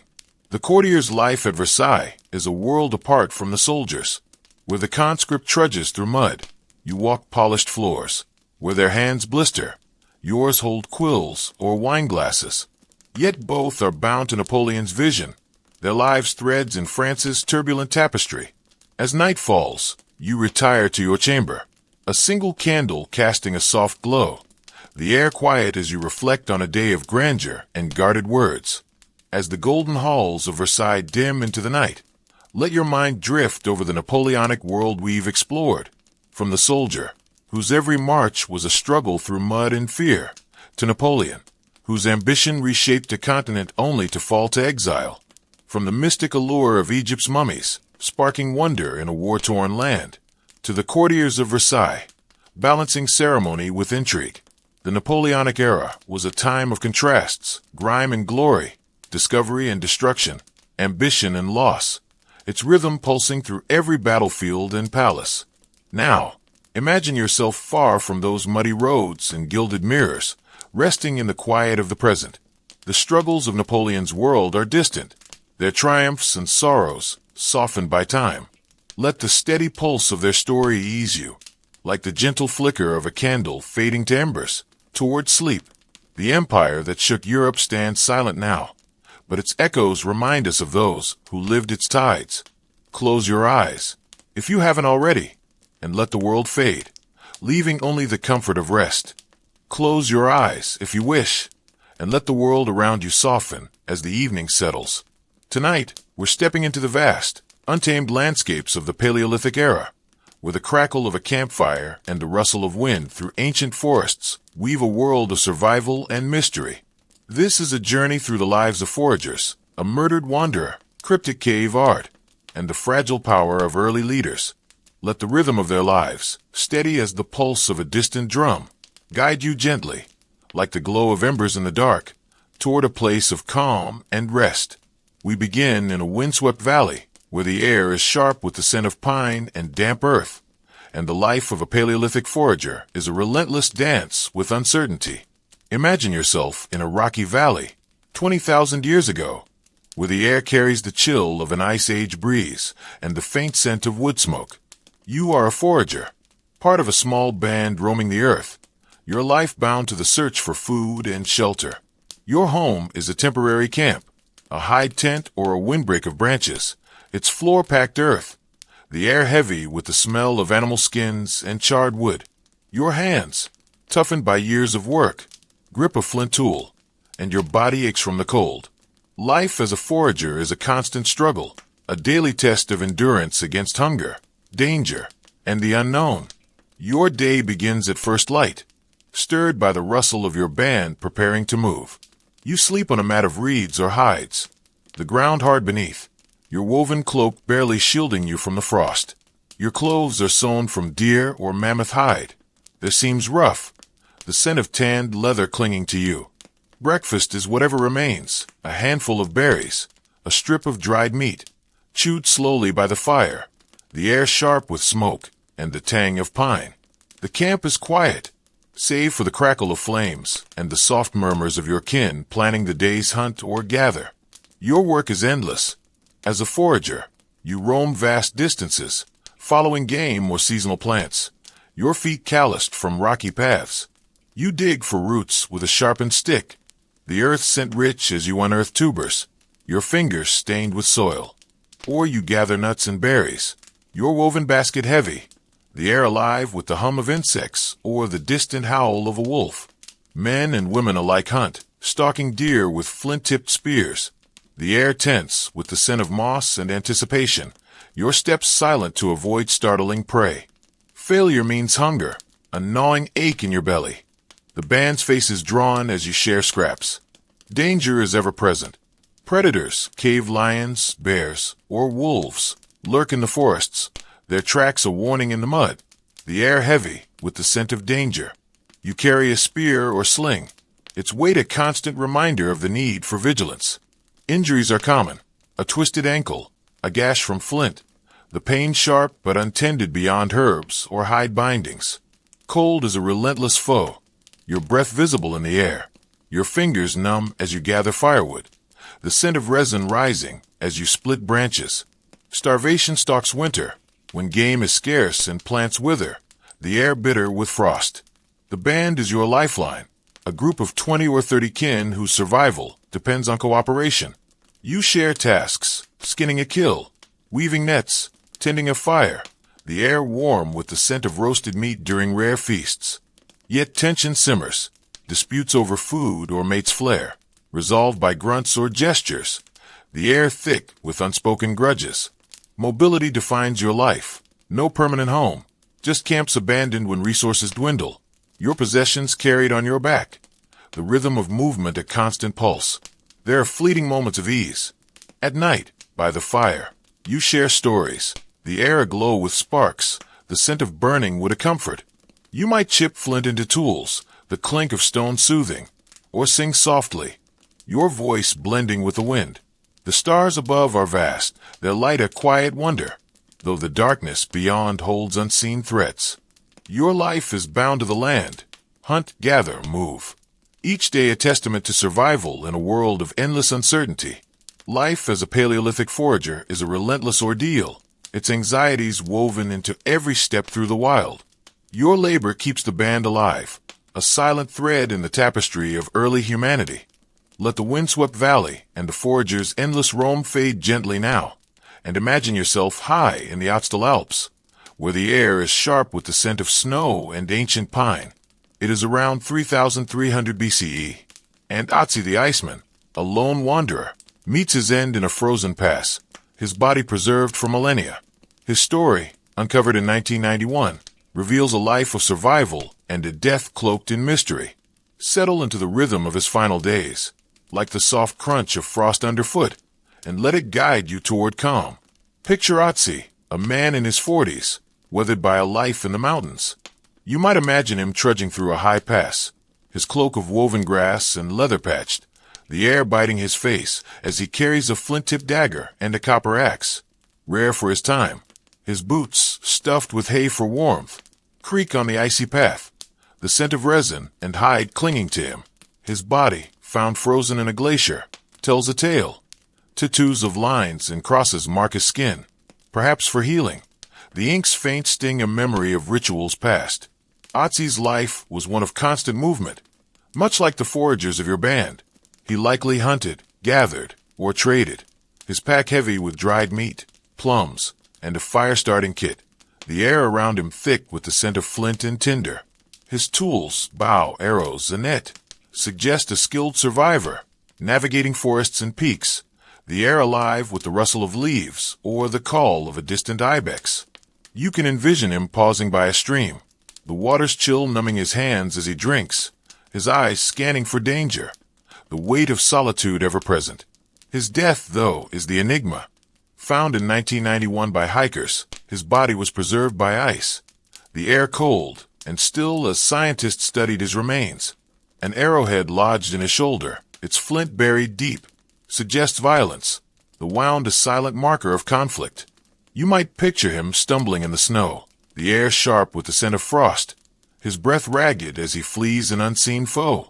Pollen in his stomach, from spring-blooming plants, places his death in warmer months. The alpine meadow bright with flowers, their faint sweetness lost to him. Other clues deepen the mystery. His stomach held traces of ibex and grain, eaten hours before, the air perhaps warm with the scent of a small fire as he cooked a final meal. Cuts on his hands, fresh and unhealed, hint at a struggle, perhaps days earlier, the air tense with the clash of flint or bone. Was he a traitor ambushed for his copper axe, a rare prize? Or a clansman hunted by rivals? The mountains a silent witness to old grudges? His gear, neatly arranged beside him, suggests he rested, unaware of danger, the air quiet save for the wind's low moan. Theories swirl, but answers elude. Some say he was a herder, caught in a territorial dispute, the air thick with the scent of alpine grass as enemies tracked him. Others propose a ritual killing, though no sacred site was found nearby. His body, mummified by ice, carried traces of arsenic, hinting at metalworking, the air of his village perhaps heavy with smoke. You can imagine him in his final moment, the snow falling softly, the air cold as life fades, his story sealed in ice for 5,000 years. Ötzi's death offers a glimpse into a violent, uncertain world, where survival hung on skill and chance. His preserved remains, leather, flint, flesh, speak of a life bound to the land, ended in a moment of conflict. As you linger in his alpine pass, imagine the glow of a distant fire, the crunch of snow, and the quiet mystery of a man whose final day echoes through time. Let the frozen alpine pass and Ötzi's silent end fade gently now, and imagine yourself descending into the cool darkness of a cave in southern France, where the air is thick with the scent of damp stone and ancient mystery. It is around 17,000 years ago, and the Lascaux Cave, hidden beneath rolling hills, holds vivid paintings of animals crafted by Paleolithic hands. These images, etched in flickering torchlight, whisper of beliefs, stories, or survival. Settle into the rhythm of their creation, like the soft echo of dripping water in a cavern, and let it guide you toward calm. Picture the entrance to Lascaux, a narrow crevice in a limestone hill, the air cool with the scent of moss and earth. You duck inside, your hands brushing rough stone, the darkness swallowing you until a torch's glow reveals walls alive with color, reds, blacks, and ochres shaping bulls, horses, and deer. The paintings, discovered in 1940, are a marvel, their lines precise, the air heavy with the scent of charcoal and mineral pigments. You might imagine yourself as a Paleolithic artist, your fingers stained with ochre, the cave's silence broken only by the crackle of fire and the scrape of a flint brush. Creating these paintings was no small task. You descend steep passages, the air growing colder, your torch casting shadows that dance with the animals on the walls. The pigments, iron oxide, charcoal, ground stone, are mixed with water or fat, their earthy scent filling the cramped space as you grind them on a flat rock. Scaffolding, made of branches lashed with sinew, lets you reach high walls, the air thick with the scent of wood and resin. Some images are blown through reeds, the spray of pigment a faint mist, others traced by hand. Each stroke a labor in the dim light.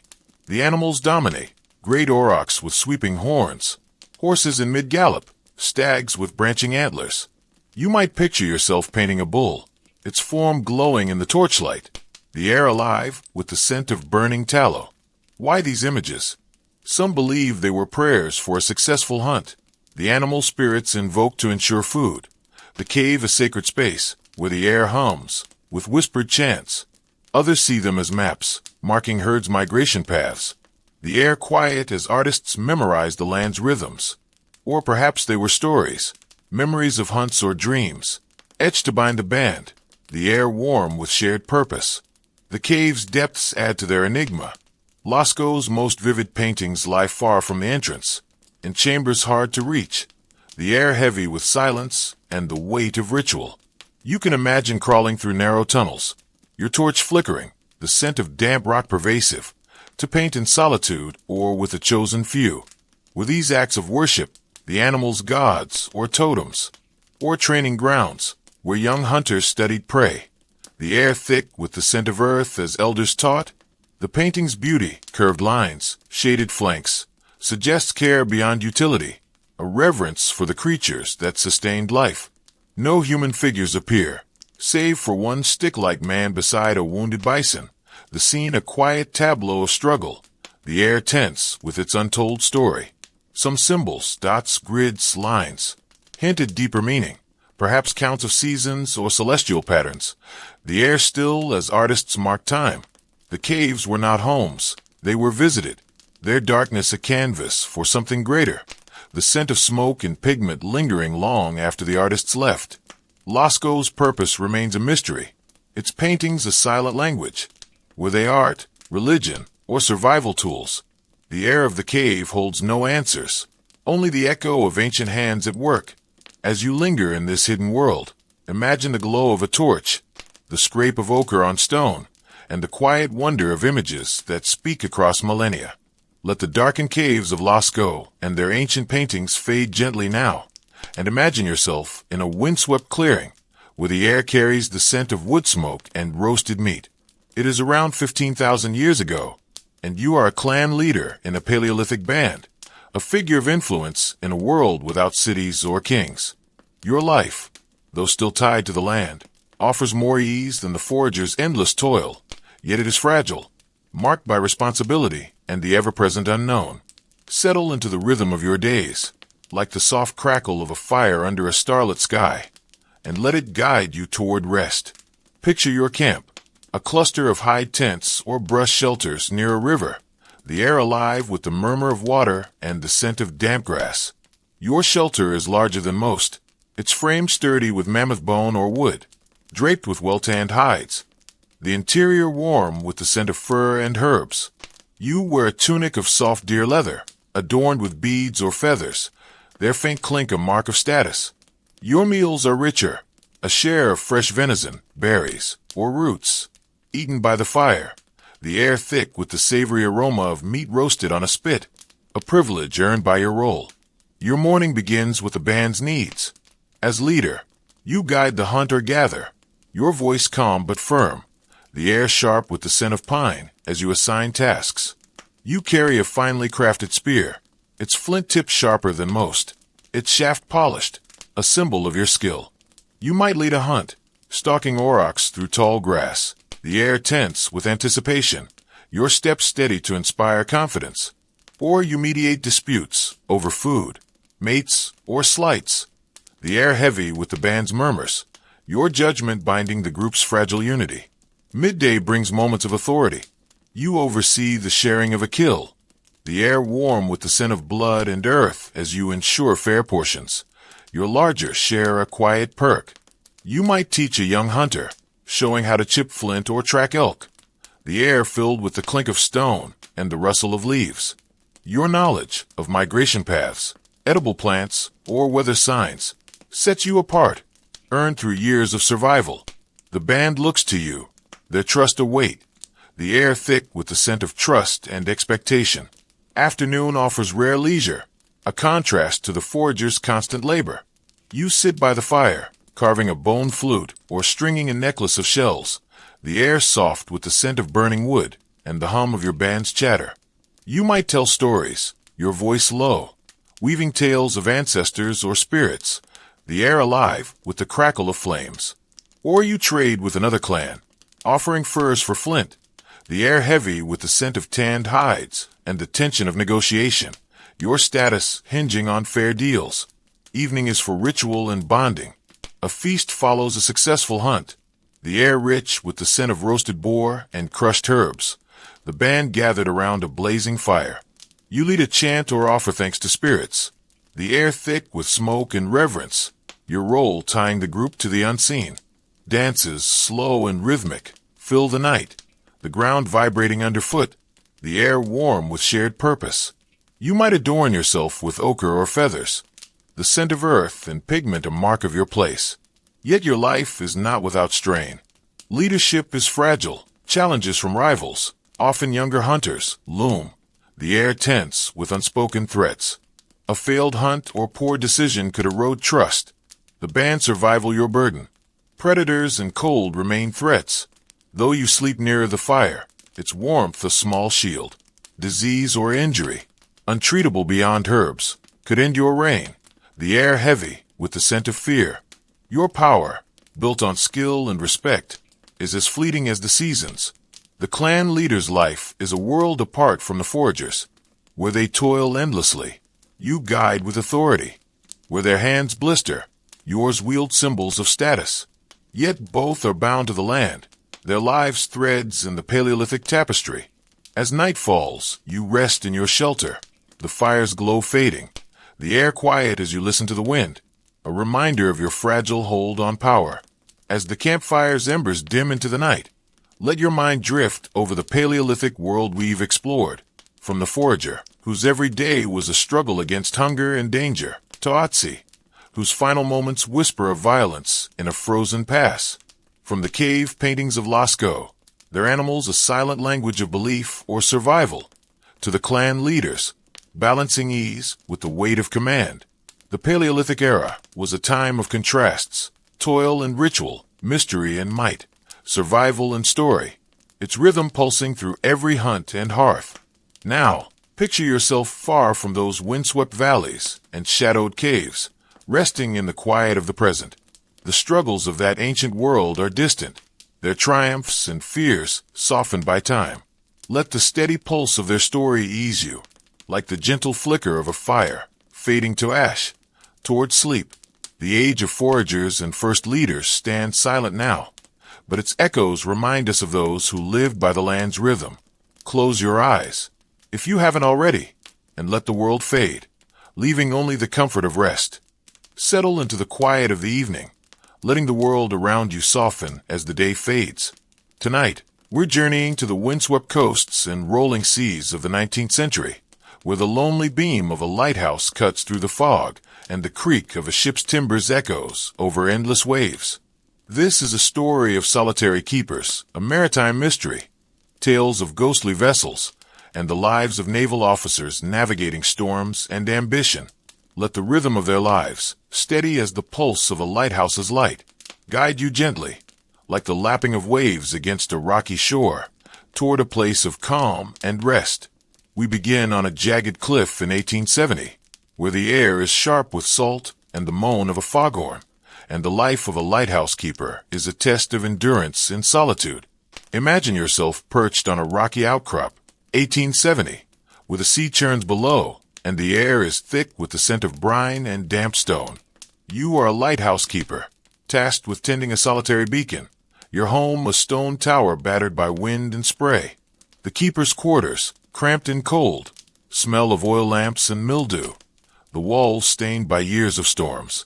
Your life is bound to the light, a relentless cycle of routine and vigilance, where isolation is as constant as the waves. Life as a keeper is a constant struggle, a quiet battle against loneliness, weather, and the fear of failure. Your day begins before dawn, roused by the wind rattling the tower's windows, the air chilled despite a wool blanket. You wear a heavy oilskin coat and knitted sweater, their fibers stiff with salt, and your boots creak on the spiral stairs as you climb to the lantern room. Breakfast is simple, porridge or stale bread, a mug of tea brewed over a coal stove, the air warm with the scent of burning fuel, but quickly cooling. The tower hums with the distant moan of the foghorn, its low wail blending with the crash of waves, a sound that never fades. Your work is repetitive but vital. You trim the wick of the oil lamp, the air sharp with the scent of kerosene, ensuring the flame burns steady, its beam-piercing fog or darkness. You polish the Fresnel lens, its glass prisms gleaming, your hands slick with oil as you wipe away salt spray. Every few hours, you wind the clockwork mechanism that rotates the light, the gears clinking softly, the effort warming your arms in the cold tower. If the foghorn runs, you stoke its boiler, the air thick with steam and coal dust, its wail a reminder of ships unseen but near. Isolation defines your existence. You might be alone, or share duties with one or two others, their voices a rare break in the silence. Weeks pass without visitors, supply boats delayed by storms, the air heavy with the scent of rain and seaweed. Letters from family, if you have them, arrive damp and crumpled. Read by lamplight in a room where the winds howl is your only company. The sea is your world, its moods your calendar. Calm days with gulls circling, the air fresh, or tempests that shake the tower, spray lashing the glass. Danger is ever present. Shipwrecks haunt your watch. If the light fails, ships could founder, their crews lost to the rocks, the air thick with the imagined cries of sailors. You scan the horizon, your eyes strained through fog, the scent of salt sharp in your nose. Storms test the tower's strength, waves crashing so fiercely the floor trembles, the air damp with spray seeping through cracks. Falls on slick stairs or burns from lamp oil are common. Untended beyond basic salves, the pain a quiet companion. Madness, whispered among keepers, creeps in the silence, the endless routine numbing your mind. There are fleeting moments of solace. At dusk, you might sit on the cliff, the air soft with the scent of wild grass, watching the light sweep the sea. Its rhythm a kind of poetry. You carve wood or read a worn book, the air warm by the stove, the pages smelling of dust and time. On clear nights, stars fill the sky, their light a quiet wonder, though the sea's vastness reminds you of your solitude. Your life is bound to the tower, tend, watch, endure, each day a testament to resilience in a world of wind and water. Life as a 19th century lighthouse keeper is a solitary ordeal, its isolation woven into every task. Your labor guards the sea, a silent thread in the tapestry of maritime survival. Let the windswept cliff and the lighthouse keeper's lonely vigil fade gently now, and imagine yourself on the remote Flannan Isles, off Scotland's west coast, where the air is sharp with the scent of salt and storm-soaked rock. It is December 1900, and the Eilean Moor Lighthouse, a solitary beacon on a barren isle, becomes the stage for a mystery that lingers unsolved. 3 keepers vanish without trace, leaving only a journal and whispers of dread. Settle into the rhythm of their story, like the soft pulse of waves against a rocky shore, and let it guide you toward calm. Picture Eileen Moore, a jagged outcrop rising from the Atlantic. Its lighthouse a sturdy tower of whitewashed stone, the air heavy with the scent of seaweed and damp wool. The keepers, James Duckett, Thomas Marshall, and Donald MacArthur, are seasoned men, their lives bound to the routine of lamp and foghorn. You might imagine them in the cramped keeper's quarters, the air warm with the scent of coal and tea, their oilskin coats hung by the door, the constant moan of wind rattling the windows. Their days mirror those of any keeper, trimming wicks, polishing lenses, winding gears, the air sharp with kerosene and the sea's ever-present roar. The mystery begins on December 15th, 1900, when a passing ship notes the lighthouse's beam is dark, an ominous sign, the air thick with fog and unease. Days later, a relief boat arrives, its crew finding the tower silent, the air cold and still. You can envision them climbing the steep path, their boots slipping on wet stone, the scent of salt heavy as they reach the locked door. Inside, the lighthouse is tidy, beds made, dishes washed, the air faintly warm from a dying fire, but the keepers are gone. The clockwork mechanism is unwound, the lamp unlit, a rare lapse for such men. The journal offers clues, its pages filled with neat script, the air smelling of ink and damp paper. Entries describe a fierce storm, the worst decadent scene, the air alive with the howl of wind and crashing waves. Marshall writes of strange moods, MacArthur weeping, unusual for a hardened keeper, the air heavy with unspoken fears. The final entry, dated December 15th, is brief, noting the storm's end, the air calm, yet the men vanish that day. You might picture them in the tower, the air quiet save for the drip of water, their last moments unwritten. Theories abound, none certain. A rogue wave, towering and sudden, could have swept them from the cliff, the air thick with spray as the sea claimed them. Yet no bodies or debris were found. The island's landing platform intact, the air still with no trace of chaos. Some whisper of madness, the keepers driven to despair by isolation, the air heavy with the weight of endless nights. Others speak of supernatural forces, sea spirits, a curse, tied to the isle's barren lore, though the journal mentions no such dread. The locked door and stopped clock deepen the enigma, the air of mystery unbroken. Investigations yield little. The relief crew finds a single clue, a coat left behind, unusual for men facing the elements, the air cold as they search the cliffs. No signs of struggle mark the tower, the air untouched by violence. The keepers' lives, families waiting in Scotland, their letters stored in a tin box, fade into silence, the sea offering no answers. You can imagine the relief boat departing, the air heavy with the scent of tar and salt, the lighthouse standing alone, its beam relit, but its story unresolved. The Eileen Moore disappearance weaves a tale of solitude and mystery, its questions lingering like mist over the Atlantic. The keeper's fate, sealed on a windswept isle, remains a quiet enigma in maritime history. As you linger in their world, imagine the glow of a lantern, the creak of a locked door, and the soft whisper of a sea that keeps its secrets. Let the lonely lighthouse of Eileen Moore and its vanished keepers fade gently now, and imagine yourself aboard a creaking ship in the 19th century, where the air is thick with the scent of tar and salt-soaked wood. The sea, vast and unpredictable, breeds tales of ghost ships and omens, from the Mary Celeste to whispers of spectral banshees. Sailors across cultures cling to beliefs in cursed vessels and signs of doom, their stories woven into the rhythm of the waves. Settle into this maritime lore, like the soft sway of a ship on calm waters, and let it guide you toward calm. Picture yourself on the deck of a merchant brig, the sails snapping in the wind, the air sharp with brine, and the faint tang of fish from the hold. Sailors, hardened by years at sea, share tales by lantern light, the air warm with the scent of burning oil and tobacco. The Mary Celeste, found adrift in 1872 off the Azores, is a tale often told. Its crew vanished, the ship intact, its cargo of alcohol barrels untouched, the air still with the scent of oak and spirits. You might imagine boarding her, the deck eerily quiet, the air heavy with the mystery of lives lost to the sea's silence. Ghost ships like the Celeste fuel sailors' fears. Across oceans, from the Atlantic to the Pacific, crews speak of cursed vessels. Ships seen sailing with tattered sails, their decks glowing faintly, the air cold despite a warm breeze.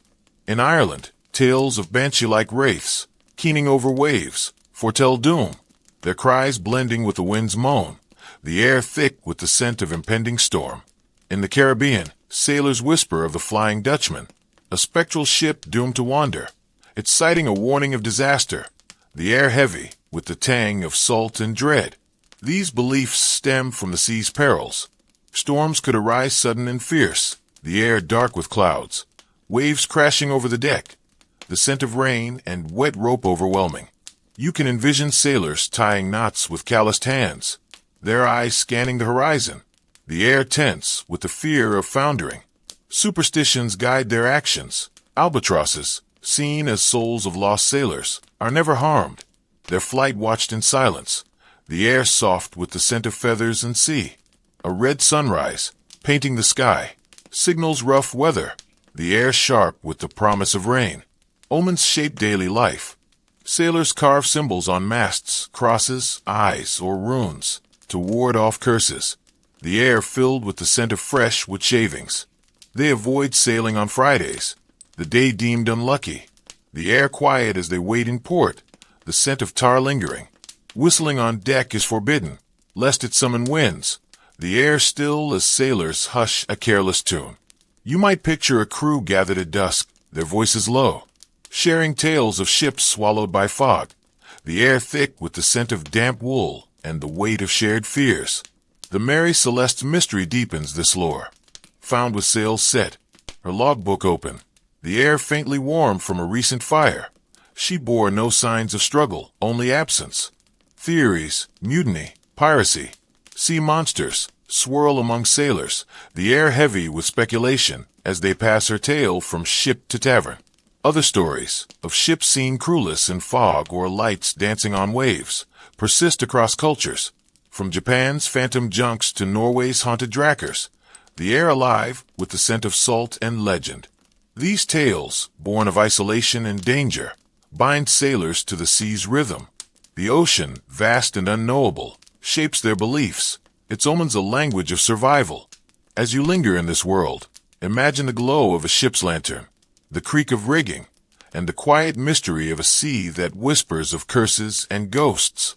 Let the ghostly tales of the sea and its spectral ships fade gently now, and imagine yourself aboard a Victorian naval frigate, where the air is thick with the scent of polished oak and damp canvas. It is the mid-19th century, and you are a naval officer, neither elite nor common sailor, navigating a life of duty, storms, and subtle ambition on the high seas. Your world, a floating hierarchy far from the lighthouse keeper's solitude, is one of discipline and pretense, where fear is masked by decorum. Settle into the rhythm of your days, like the steady creak of a ship's timbers, and let it guide you toward rest. Picture the frigate, its deck scrubbed, its brass gleaming under the sun, the air sharp with salt and the tang of tar. You berth in the officer's wardroom, a narrow cabin with a bunk draped in wool, the air warm with the scent of wood polish and lamp oil. Your uniform, blue coat, gold braid, starched collar, marks your rank. Its wool heavy but crisp, the scent of starch lingering. Breakfast is served in the wardroom, a table set with porridge, salted beef, and tea. The air soft with the clink of silver and the murmur of fellow officers. The ship's roll a constant undertone. Your morning is bound to duty. As a lieutenant or captain, you oversee drills, the air alive with the boatswain's whistle and the thud of bare feet on deck. You inspect sails or cannon, your voice calm but firm, the scent of gunpowder faint as you check powder stores. Navigation falls to you, plotting courses by sextant under a cloudy sky. The air cool with the scent of rain as you mark charts in the captain's cabin, its walls lined with books and maps. You might stand watch on the quarterdeck, the wind tugging your coat, the air heavy with spray and the distant cry of gulls. Midday brings a pause, a contrast to the lighthouse keeper's isolation. You dine with officers, the air warm with the scent of stew or biscuit, conversation turning to ports, promotions, or news from home. Though you guard your ambitions, aware of rivals. You write letters, the air thick with ink and wax, or read naval manuals. The scent of leather bindings a quiet comfort. The ship's hierarchy sets you above the crew, yet below the captain. Your status a delicate balance. The air tense, with unspoken competition. Afternoon is for maintenance or action. You supervise repairs, patching sails, caulking leaks. The air filled with the scent of hemp and pitch. Or you lead a boarding drill, your sword at your side. The air sharp with the clash of steel and shouts, though you maintain composure. Fear of error ever present. Storms test your nerve. The ship pitching in waves. The air dark with rain and the roar of wind. Your orders steady despite the deck's tilt. You might envision yourself gripping the rail. The seas spray cold. The scent of wet wood pervasive. Evening offers ritual. Dinner in the wardroom is formal. Roast mutton, wine, perhaps a pudding. The air aglow with candlelight. The ship's creak blending with talk of strategy or London gossip. You might play cards. The air soft with laughter and the scent of tobacco. Or write in your log. The lamp's glow casting shadows. The air quiet save for the watch bell. On clear nights, you gaze at stars, their light steady. The air cool with the scent of salt, though the sea's vastness stirs thoughts of shipwreck or battle. Yet danger and strange shadow your life. Disease, scurvy, fever, spreads below decks. The air heavy with the scent of herbs burned to mask illness. Your own health at risk. Battles, though rare, loom. The air thick with gunpowder and fear when enemy sails appear. Lives fading in the smoke. Discipline is your burden, flogging a sailor for theft. The air tense with the crack of the lash.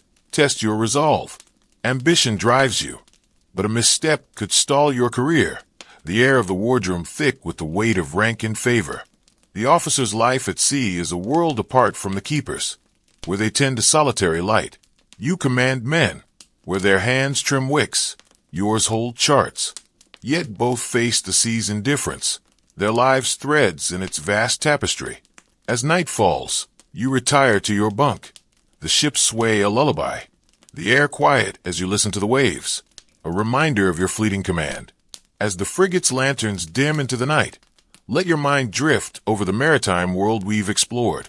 From the lighthouse keeper, whose solitude was a vigil against storm and silence, to the vanished men of Eilean Moor, their mystery sealed in a locked tower. From the ghost ships and omens that haunted sailors' tales, to the naval officers, balancing duty and dread on rolling decks. The 19th century sea was a realm of contrasts, isolation and camaraderie, mystery and discipline, fear and fortitude, its rhythm pulsing through every beam and sail. Now, picture yourself far from those windswept cliffs and creaking ships, resting in the quiet of the present. The struggles of that maritime world are distant, their triumphs and mysteries softened by time. Let the steady pulse of their story ease you, like the gentle lap of waves fading to stillness, toward sleep. The age of lighthouses and tall ships stands silent now, but its echoes remind us of those who lived by the sea's rhythm. Close your eyes, if you haven't already, and let the world fade, leaving only the comfort of rest. Settle into the quiet of the evening, letting the world around you soften as the day fades. Tonight, we're journeying to the cobblestone streets and soaring spires of 17th century Europe, where the toll of bells and the flicker of candlelit halls weave a world of duty and devotion. This is a story of bell ringers risking their lives, a strange dance that gripped a city, celestial omens sparking fear, and bishops wielding both cross and crown. Let the rhythm of their lives, steady as the chime of a distant bell, guide you gently, like the glow of a lantern in a misty night, toward a place of calm and rest. We begin in a shadowed church tower in 1650, where the air is thick with the scent of damp stone and wax, and the life of a bell ringer is a perilous dance with danger and faith. Imagine yourself in a bustling town, 1650, standing at the base of a towering church steeple, its stones weathered by centuries of rain. You are a bell ringer, tasked with sounding the bronze giants that call the faithful or warn the town. Your home is a modest room near the church, its air heavy with the scent of wood smoke and straw, your bed a simple pallet under a wool blanket.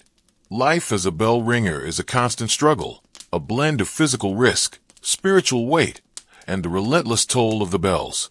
Your day begins before dawn, stirred by the chill seeping through your window, the air sharp with frost.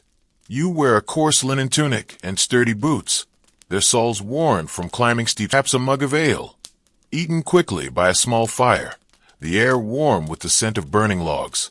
You trudge to the church, the cobblestones slick underfoot, the air alive with the distant clatter of carts and the murmur of early risers. The tower looms, its spiral stairs winding into darkness, the scent of damp stone growing stronger as you ascend. Your work is grueling. You climb dozens, sometimes hundreds, of narrow steps, the air cool and musty, your hands gripping a worn rope handrail to avoid a fall. In the belfry, the bells, massive bronze, inscribed with Latin prayers, hang heavy, their ropes thick and rough. Ringing requires strength and skill. You pull with your whole body, the air trembling with the bell's deep toll, the sound so loud it numbs your ears, leaving a faint ring long after. The ropes jerk violently, a misstep risking a broken arm or worse, the air thick with the scent of dust shaken from ancient beams. Danger is ever present. The tower's heights are treacherous, crumbling steps, loose railings, the air dizzying as you glimpse the town far below. Falls are common, some fatal, the stones unforgiving, the air silent as a life fades. The bells themselves are hazards. A cracked bell or snapped rope could send you tumbling, the air heavy with the clang of metal. Cold seeps into the belfry in winter, your fingers numb as you work, the scent of frost sharp. In summer, the tower traps heat, the air stifling, your sweat mingling with the dust of centuries. Your role carries spiritual weight. Townsfolk believe the bells ward off evil, storms, demons, or plague, their toll a shield for the community. You ring for worship, weddings, or alarms, the air alive with the peal of danger when fire or flood threatens. A mistake, ringing late or not at all, could spark panic, the air thick with the town's fear, your failure seen as a lapse in divine protection. Superstitions cling to your work. Some say a bell's crack foretells doom, the air heavy with whispers of curses. There are moments of quiet pride. At dusk, as the bell's echo fades, you pause in the belfry, the air soft with the scent of wax from candles below, the town's lights flickering like stars. You might share ale with a fellow ringer, the air warm with laughter, the church's shadow a comfort. Festivals bring extra tolls, the air vibrant with music, and the scent of roasted meat from the square. Your life is bound to the bells, climb, pull, endure, each ring a testament to your duty in a world that trusts your hands. Life as a bell ringer is a perilous calling, its dangers woven into every toll and climb. Your labor guards the town, a silent thread in the tapestry of 17th century life.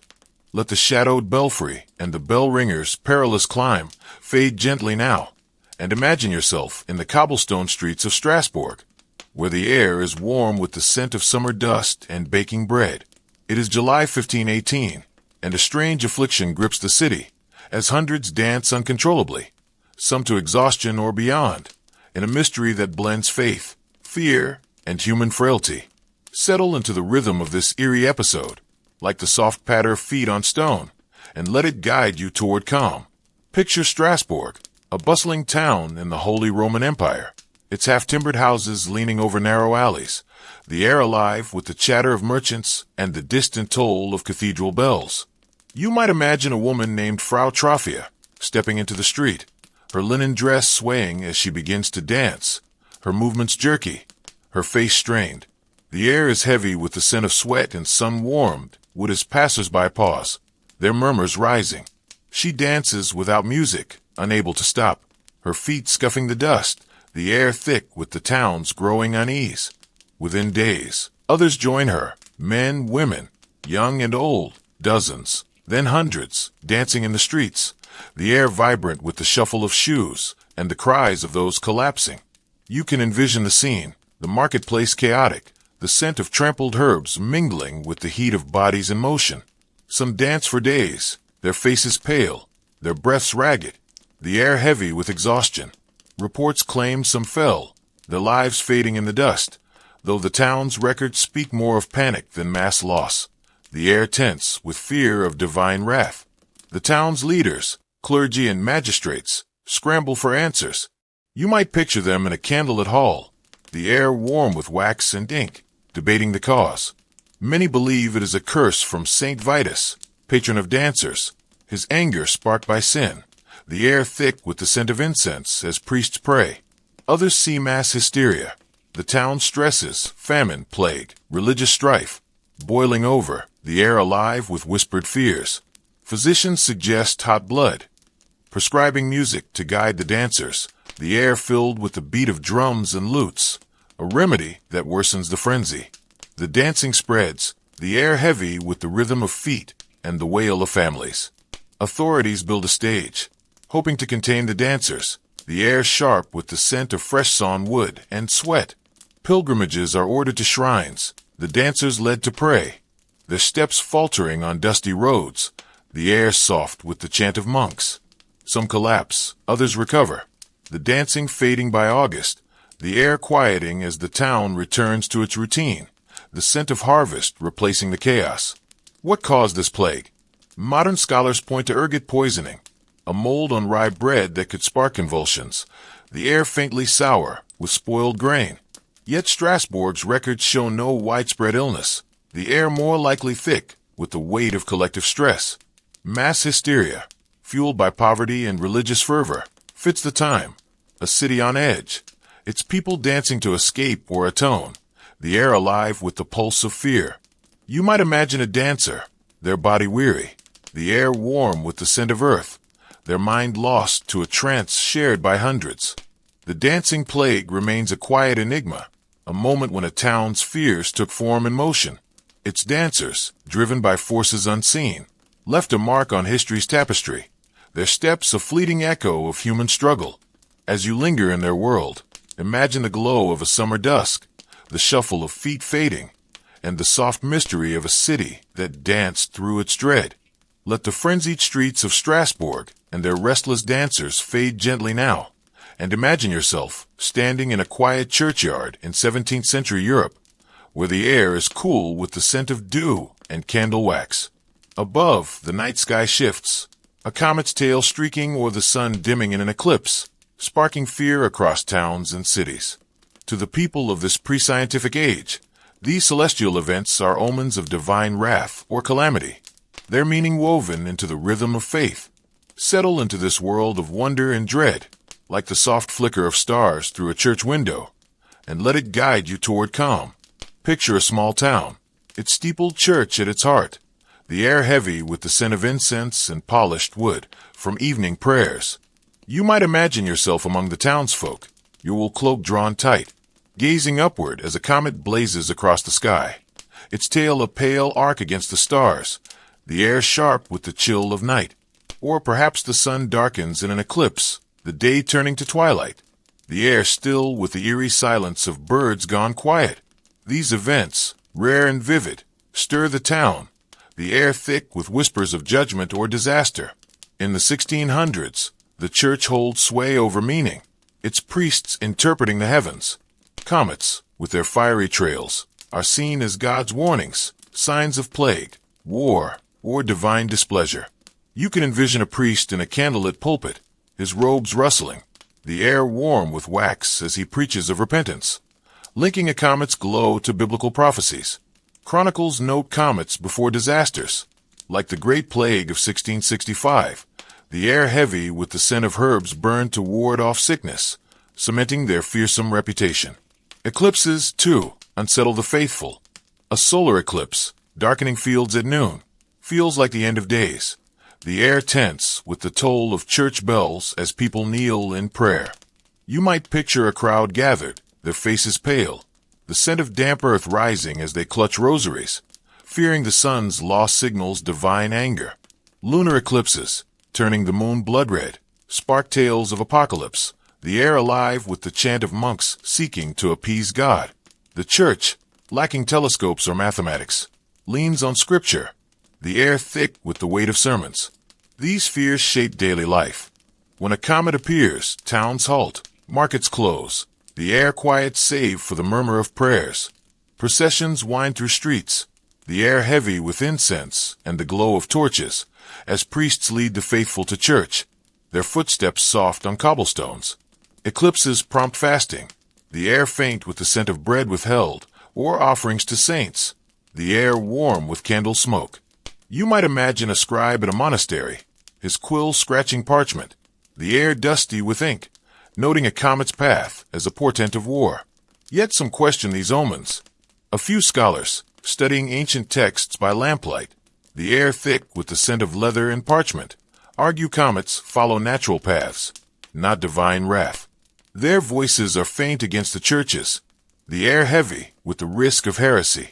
Most cling to fear, seeing celestial signs as God's hand, the air alive with the toll of bells calling for repentance.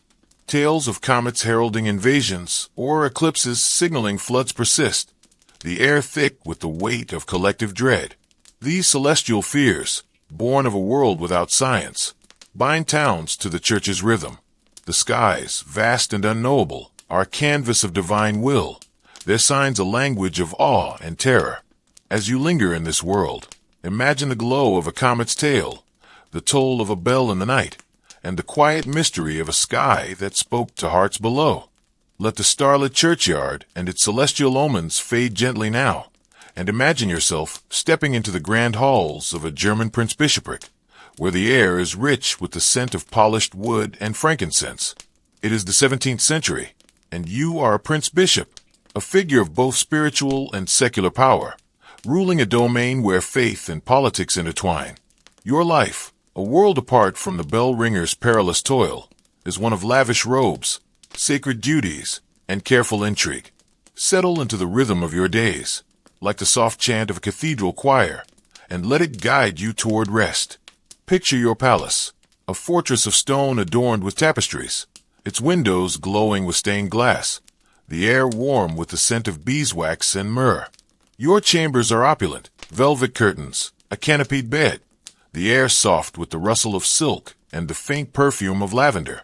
You wear robes of embroidered damask, heavy with gold thread, and a jeweled mitre, their weight a mark of your dual role as bishop and prince.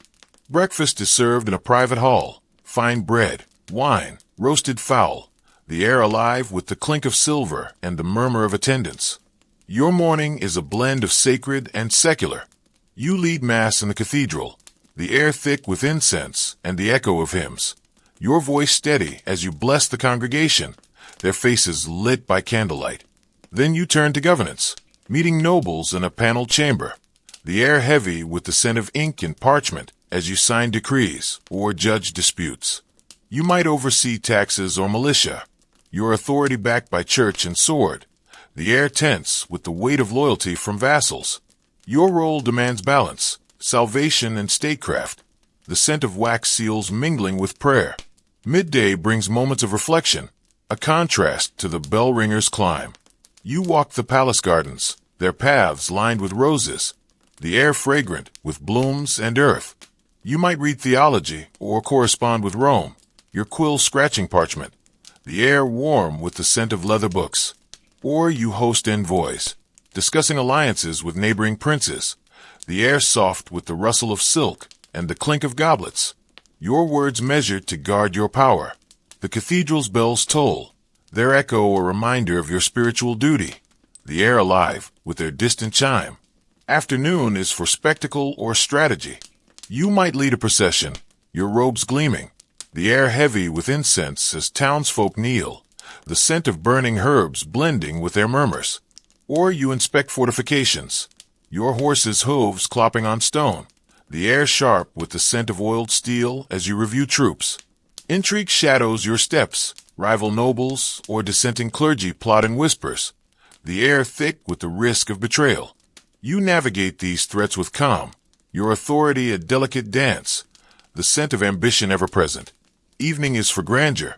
A banquet fills the great hall, the air rich with the scent of spiced meat, wine, and candied fruits, served on silver by liveried servants.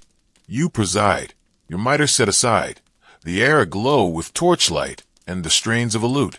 You might hear petitions or debate theology, the air warm with the scent of wax as candles burn low. Later, You pray in your private chapel, the air quiet save for the creak of wooden pews. Your thoughts on salvation and power. The cathedral's shadow a constant presence. Yet your life is not without strain. Heresy or rebellion could unseat you. The air tense with the threat of excommunication or war. Disease, sweeping towns, reaches even palaces. The air heavy with the scent of herbs burned to ward off sickness. Your dual role, priest and prince, draws scrutiny. The air thick with the expectations of Rome and court. Your power, though grand, rests on alliances, the scent of intrigue lingering in every hall. The prince-bishop's life is a world apart from the bell-ringers. Where they toil in dusty towers, you rule in gilded halls. Where their hands pull ropes, yours wield scepters. Yet both serve the rhythm of faith, their lives threads in Europe's sacred tapestry. As night falls, you retire to your chambers. A candle's glow softening the air, the silence a brief respite from your burdens. As the palace's candlelight dims into the night, let your mind drift over the 17th century world we've explored. From the bell ringer, whose perilous tolls guarded towns, to the dancers of Strasbourg, caught in a frenzy of fear and faith. From the comets and eclipses that stirred divine dread, to the prince-bishops, balancing salvation and sovereignty in gilded halls. This era was a tapestry of contrasts, danger and devotion, mystery and might, faith and fear, its rhythm pulsing through every bell and prayer. Now, picture yourself far from those cobblestone streets and soaring spires, resting in the quiet of the present. The struggles of that world are distant, their triumphs and tremors softened by time. Let the steady pulse of their story ease you, like the gentle toll of a bell fading into silence, toward sleep. The age of ringers and bishops stands quiet now, but its echoes remind us of those who lived its sacred rhythm. Close your eyes, if you haven't already, and let the world fade, leaving only the comfort of rest.